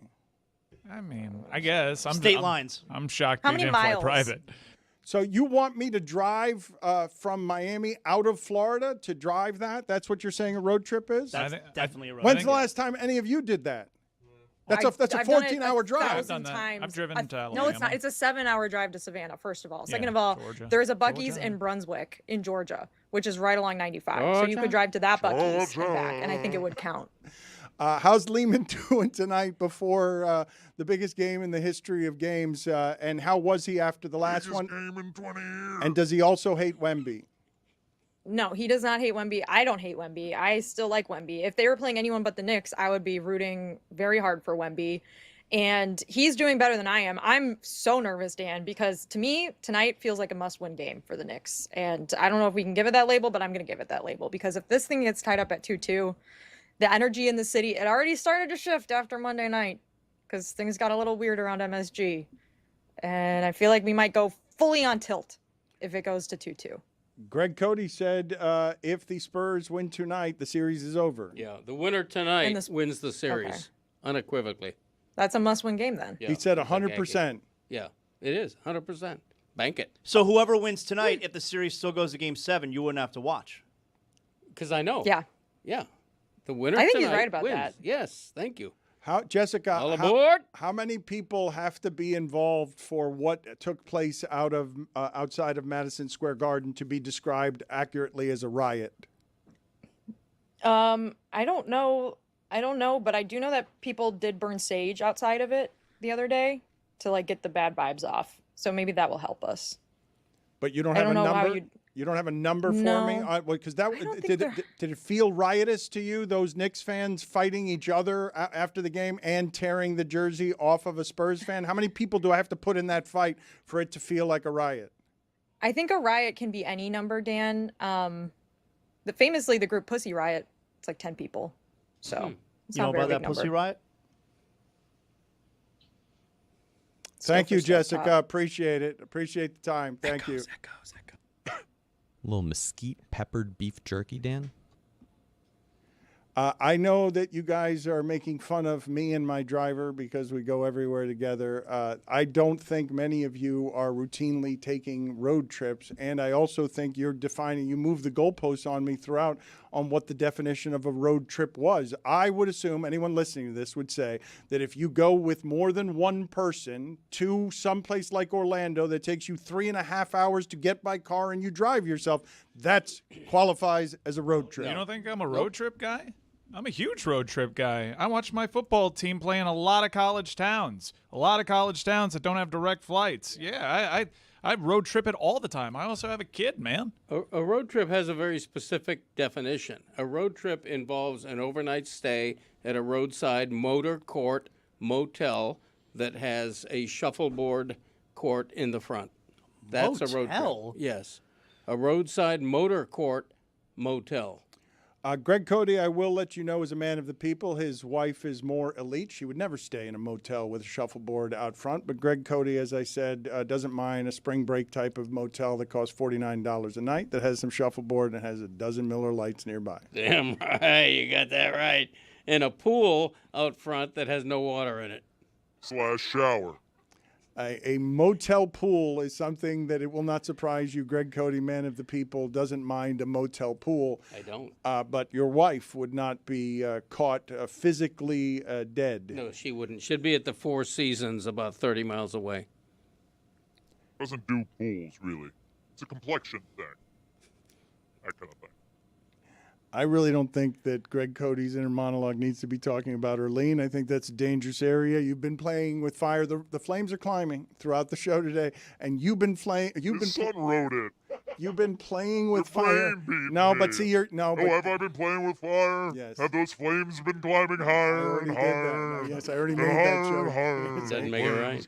Come on, Steve Martin. He said it in a legal scream. Get over it, everybody. What do I mean? Talking about it like it's a goddamn Alamo. Jesus. The fact that you cannot muster enthusiasm for the NBA Finals because the Knicks are there and because you're rabid with anger that your Miami Heat have been passed so overtly by one of their rivals. I'm more upset about the Stanley Cup, to be completely honest. I don't think about the Knicks that way. It's actually kind of fun that the Knicks are back in it. And so far, I want the Spurs to win just because I want New York to feel scared, and I just want a really good series. But a huge part of me wants joy for Knicks fans. And like maybe that'll make the league a little bit better. I think this has been a 90s-ass series in many respects, and I've enjoyed it. So I'm in on it. It's just, it's a lot. Like, it's New York, and everything, as Dan always says, gets time squared, and I am living through that right now. We are talking about this finals more than any other finals, and that includes the ones that our team has played in. Your guys' deference to the Knicks and that fandom is pathetic. It's bothered me as an actual Miami person. Yesterday, Michelle Beadle came on this show. What'd she say? And referred to this show as a show of Knicks fans, and nobody refuted her. Oh, I thought about refuting her. I have no. What leg do I have to stand on? That was my 13th reason. What do you mean your 13th reason? It's a colloquial term that young people know, Dan. It's okay. Zaslow, oh, thank you. I appreciate the help there. Zaslow, Jeremy says that he's got some critiques from yesterday's show. He's got some observations from yesterday's show. Mike's got his critiques here. That is a bold-faced lie that we've talked more about these finals than we did when the Heat were here. Like that, you can't say that with a straight face. Like that, you've devalued everything else you've said by saying with a straight face. Way more. That we've talked more about Knicks basketball than we did about... More than the Nuggets. Give me more than the Nuggets. No. More than the Nuggets. More than the Nuggets Definitely series. not the Big Three era, All right. but... I'm not going to apologize for talking a lot about the biggest story in sports. I know you want me to. Look I'm at not you. going to. I mean, look at you. I'm not going to. Look at you. That's right. And I know for a fact the Nuggets because the Panthers were in the Stanley Cup at the same time. I looked up to you, Dan. You're a shell of yourself. What you're doing, this is some Jeremy-ass behavior. I don't want your respect. I actively curry not having your respect. By acting like me and dressing like a fool? I am not dressed like a fool. I am dressed like a winner. I am dressed like a soon-to-be champion. I am dressed like somebody who, at his heart, bleeds blue and what's the color? Orange. Orange, yeah. Blue and orange is their other color, and you offend me. You don't have an in-season tournament champion shirt. Look, OG Anunoby will forever be in my heart because of how he won that tournament. How many buildings do you think they're going to turn blue and orange tonight to try to turn the tide? You guys see those shots of New York City? It's like, ooh, all your buildings are blue and orange. Cool. Losers. You mean the lighting? Yeah. Waste of electricity. The latest video I saw of Knicks fans behaving poorly over the last couple days, the Knicks fans, it's like a group of them. They're trying to light a Spurs jersey on fire, but the Spurs fan is still wearing the jersey. Wait, what? So they're trying to set this fan on fire. Seems illegal. But It's it's all game. right. We just have to survive. Just 24 more hours. I hate these people. 24 more hours, and the flames stop climbing. Nope, it's game 4. We temper them down. Nope, it needs to go 7. And the eyes of the world go to Mexico for Mexico, South Africa, and then a 10 p.m. Sicko's Delight. Oh, we get 10 p.m. soccer. There's even a midnight start here. An expanded group stage means more soccer, and that is a good thing for the world and for those that want an escape from a hellscape of Knicks talk. You're making me choose between Mexico or New York? Oh, God. Speaking of soccer, Tony is at the activation there across the street. He's done a good job of ruining today's show and not being around for any of his basketball expertise that we could have used while Zaz was getting passionate. Instead, we send him to an area of weakness, which is soccer, as he pretends to be a soccer expert when I'm not sure how much he cares about any of this. And he just wanted to wander across the street to be in a lovely Miami, stealing money from the company, wandering around the exhibits out there. What have you seen, Tony, that has moved you out there? You've got a private VIP experience. How crowded and crazy is that going to be this weekend as the world's largest sporting event comes to South Florida and the United States? Those are two different things, by the way. Dan, South Florida and the United States. And Canada and Mexico.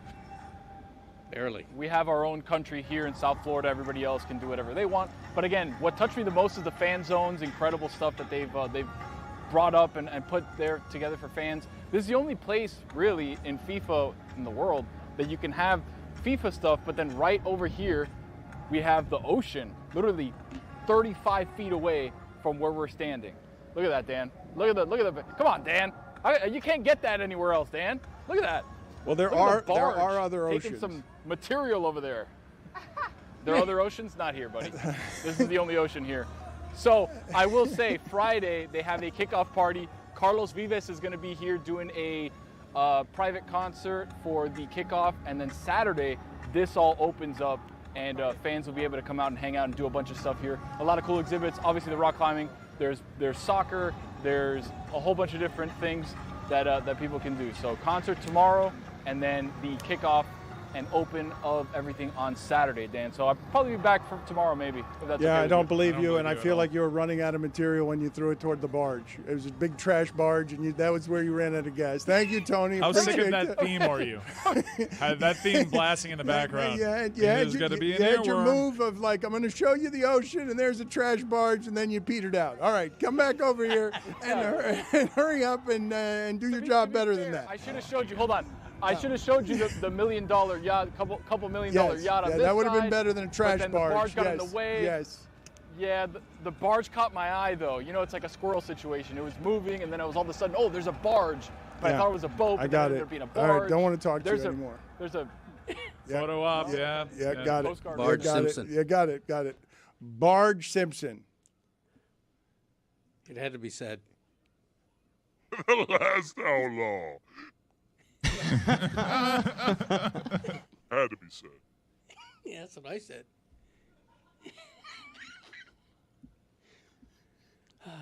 Bowling tonight, don't forget.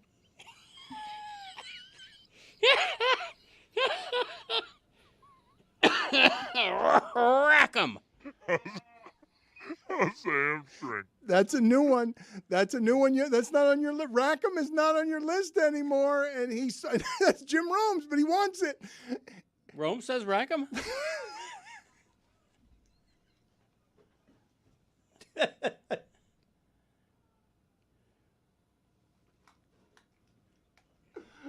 He really doesn't know. House ball for spares. Greg, you stole another catchphrase. Rack 'em. Hey, that's what I'm talking about. Hey, rack 'em. That kind of thing. Have some integrity. Trailers. Enough about me. Come on. It's just a rat-a-tat-tat. It reminds me of Rambo falling to a knee in the last of the most violent Rambos and just machine gun shooting down 150 people in the most violent movie ever made. Greg Cody is now just firing catchphrases in every direction because maximum is me talking to my inner monologue all show and my inner monologue making me giggle because it's tickling me all show. The last outlaw at his heart is glad that Dave Hyde was canned. There, I said it.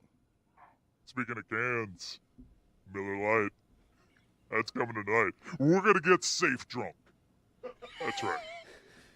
Drunk, but not really. Not on like the Greg Cody spectrum of drunk. Safe drunk. A good 9-beer buzz. Just to take the edge off. Make it a little looser. Don't tell me I'm wrong. That is insanely accurate. Yep. 9. Sorry. laughing a little bit more. 9 is so many beers. No, I Nah, can't it's not believe me. how right he's got this, though. You say Zaz, That's the safe kind. Drink responsibly. I always do. Zaslow is right to be horrified and say 9 it doesn't seem like safe buzz territory, That's but a midweek number. It's a nice it is. midweek. It's a weekday. That's a school night number. Yes, that is a Tuesday Safe night. school Yes. night number. Yep. Yeah. Weekends, you'll never see me without a beer in my hand. Straight up. Chris, let's actually do this in front of your father as if he's not here. What is the number where Greg Cody careens into the bushes? Because a 9 count is about where 12. he gets to feeling It's good. 12. Well, I want to know, like, 9 is safe. 10, 11, risky. 12 bushes. what part of the day is the first one cracked open? 6 p.m. Is it a weekend? No, it's weekday. No, wait a minute. These are different times and weekday? things. Don't be ridiculous. Wait, what do I have to do? If he's got to work, it's going to come after the column whenever Mm-hmm. the column's done, and the flames are going to But I rise finish the on column that. at what time? What time do I finish the column? It's that time. That time is Miller time. As soon as I finish the column, I'll say a little something, head over to the garage, crack open a nice cold Miller Lite, and I'll stay there for a good 90 minutes, listen to my own voice, watch back some videos, see some feedback of people loving me. Then I'll send a voice note to Yeti or something, and then more, about myself. We're talking about myself, that kind of thing. Rack 'em. That's what I'm talking about. Rack 'em. That was amazingly accurate, everything he said. I don't know how he knows all of that. Is it because I've told you? Like, everything that he just said there is 100% accurate. Would you refute any of it? What would you quibble on? I don't condone excessive drinking. I didn't say it was excessive. I said you can handle 9 beers. Yeah, sure, easy. Easy. It doesn't mean Child's I always play. do. Well, no, bad choice of words. 9 beers is automatic vomit for me. 9 beers? Lightweight, dude. Nothing. No, you built up a tolerance over time. I almost called you something, but I promise I wouldn't say that word anymore. You know what I'm talking about. Yeah, right. Hey, that's what I'm talking about. It was derivative. And we shouldn't say that word. It starts with a P. Gotta want to earn. Gotta want to learn. Dave Hyde's dead, and I'm thriving. He's not dead. He's dead. He's deader than disco.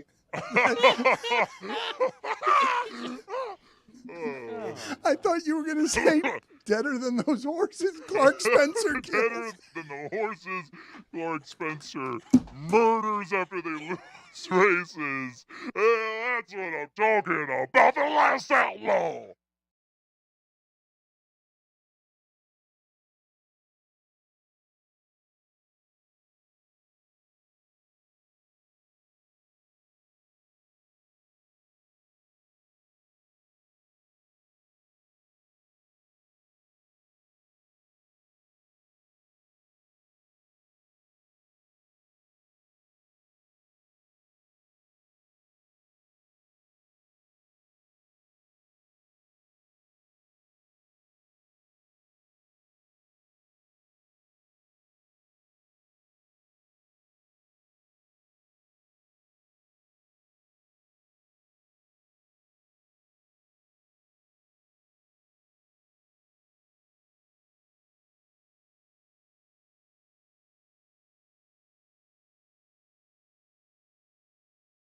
Do you like breathing hot neck on the neck of hot? Wow. Are you turned on? That kind of thing. Do you like Dangling. breathing hot neck? What's going on here? Do you like Sexy. breathing hot neck?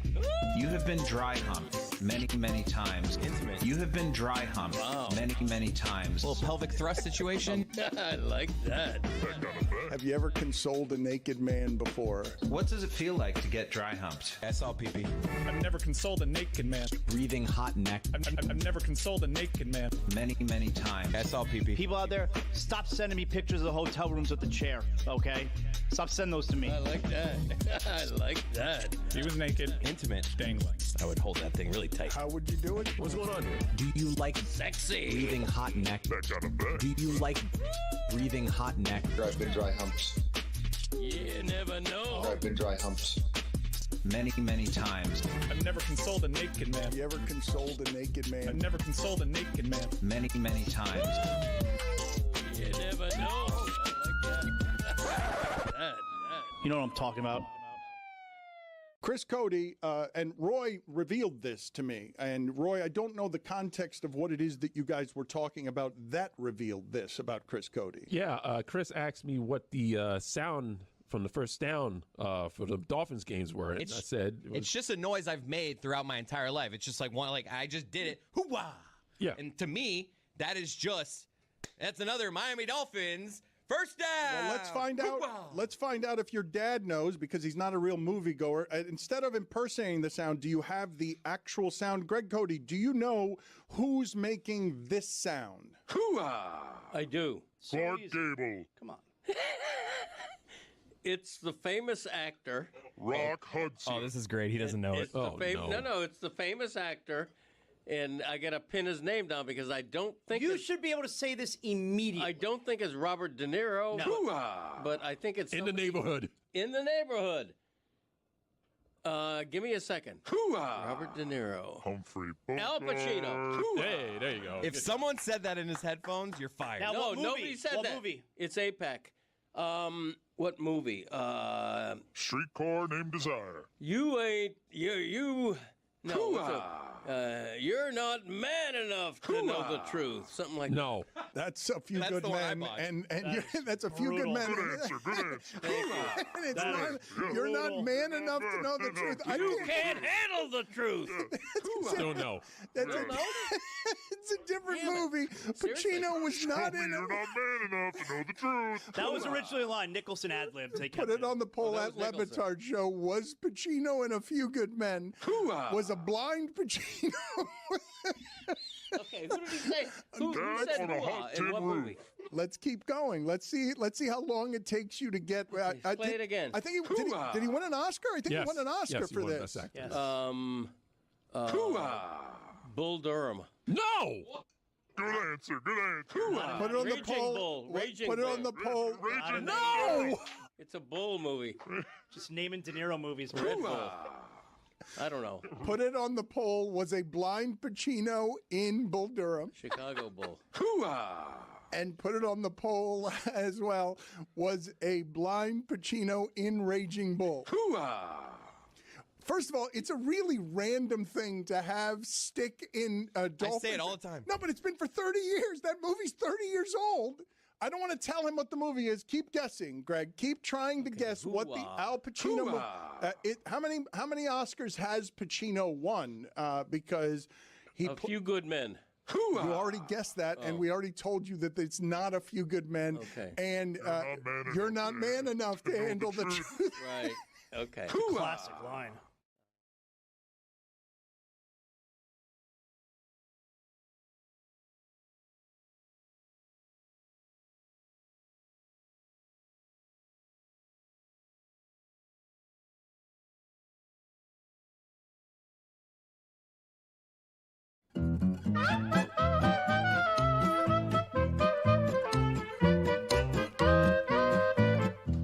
Against the spread. Against the spread. Against the Spread is presented by DraftKings. DraftKings, the crown is yours. Mike. World Cup starts tomorrow, and I am not hesitating one bit. Host nation Mexico, their taking on South Africa, former hosts themselves. I like Mexico here -1.5. If you open the brand new DraftKings Sports app, you can get the market price -1.5 at +133. So that's my pick there against Hillsbury. Greg, over to you. I'm going to stick with the World Cup. This is the match everybody's talking about. It takes place Sunday in Philadelphia in Group E. It's Ecuador against the official World Cup team of the Greg Cody Show podcast. That, of course, is Cote d'Ivoire. We don't call it Ivory Coast. It's Cote d'Ivoire. They're getting a half a goal. Cote d'Ivoire, the underdog by a half a goal. I'm going to take them outright. The Elephants of Cote d'Ivoire are going to rampage to a victory on Sunday.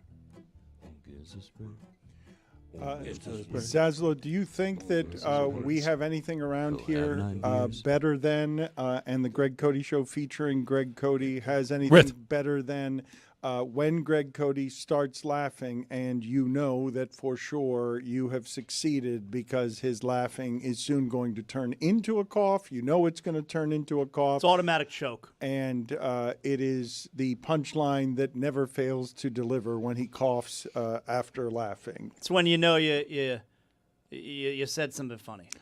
Another thing that you should be hurt by. That's when people laugh historically. Zaslow, you should be wounded by the fact that all over the country now and perhaps internationally. You did it as well as you could with that. Rack 'em. People are singing now.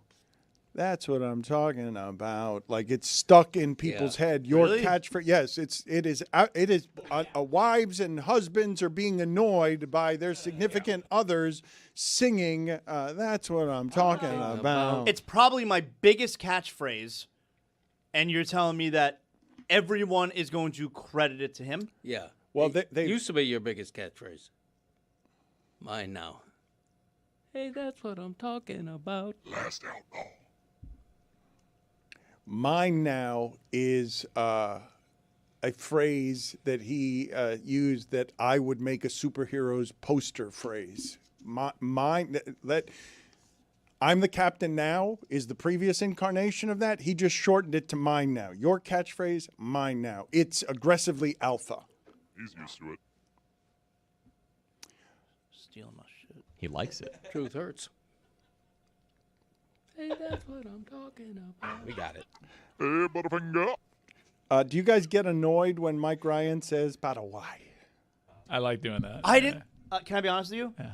It took me a good 10 seconds to understand what word he said there. Paraguay? I didn't know who they were playing. Uruguay or Paraguay? No G in there. Yeah, either one, man. It actually gets me to a topic that are you guys aware that some countries have changed their names? Yes. Like it's not Turkey anymore. Hey, right. It's Turkey, right? It's Turkey. No. Turkey. No, it's not. It's I'm with you. No. They officially changed the spelling. It's now, Turkey. It's no longer Turkey. How's it spelled now? Ruins everything. It's like Turkey, but with a yay at the end. Yeah, it's Turkiye. I will not be spelling it like that moving forward. Czech. You know about the Czech Republic? Yeah. They're Czechia now. And Bosnia is not just Bosnia anymore. What they are added Herzegovina. What are they going by? Uzbekistan is still Uzbekistan. Okay. Yeah, but yeah, Turkey. That's gonna get some. That's gonna take some getting used to. Is Uzbekistan the most fun to say of all the countries? Like, I do enjoy it. If you had to nominate it though, if I went in with a hand of I've got a couple of Uzbekistans, do you have a funnier country to say that's just fun to say off the lips? Georgia. Yeah, Georgia didn't make it this year. I like Cote d'Ivoire for obvious reasons. It's funny. It's your name. It's great. It's because it's the first word. Curacao is your name. Ooh, that's a fun one. Madagascar. How do we feel about España? Deutschland. It's not. It's España. It's not in English though. Like I guess you're allowed to choose from other languages. But I was saying. Paraguay is really fun. That's why I like saying it that way. Paraguay? No. Right. Paraguay.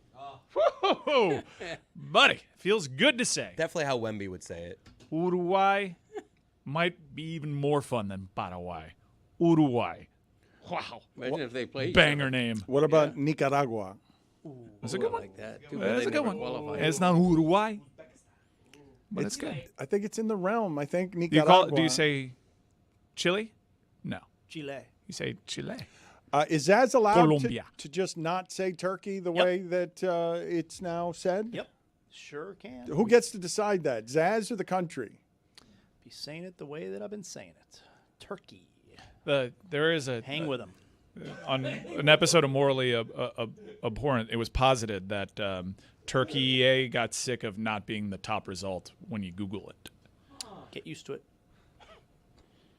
You're stubborn in your ways here. This is just how you're going. You can't be called one thing for 1,000 years, and then all of a sudden you tell me I've been saying it wrong. You're Turkey. Well, I've just learned this recently, and I'm asking this question legitimately because Trista shamed me on it. I said Iran because it's how I've been saying it since the 90s, and Iran is correct. And so I've had to correct that because I had it wrong 30 years ago when it felt like the news was also saying Iran. I thought that's how I learned of what was happening in that country to begin with. I'm going to stop being stubborn about it.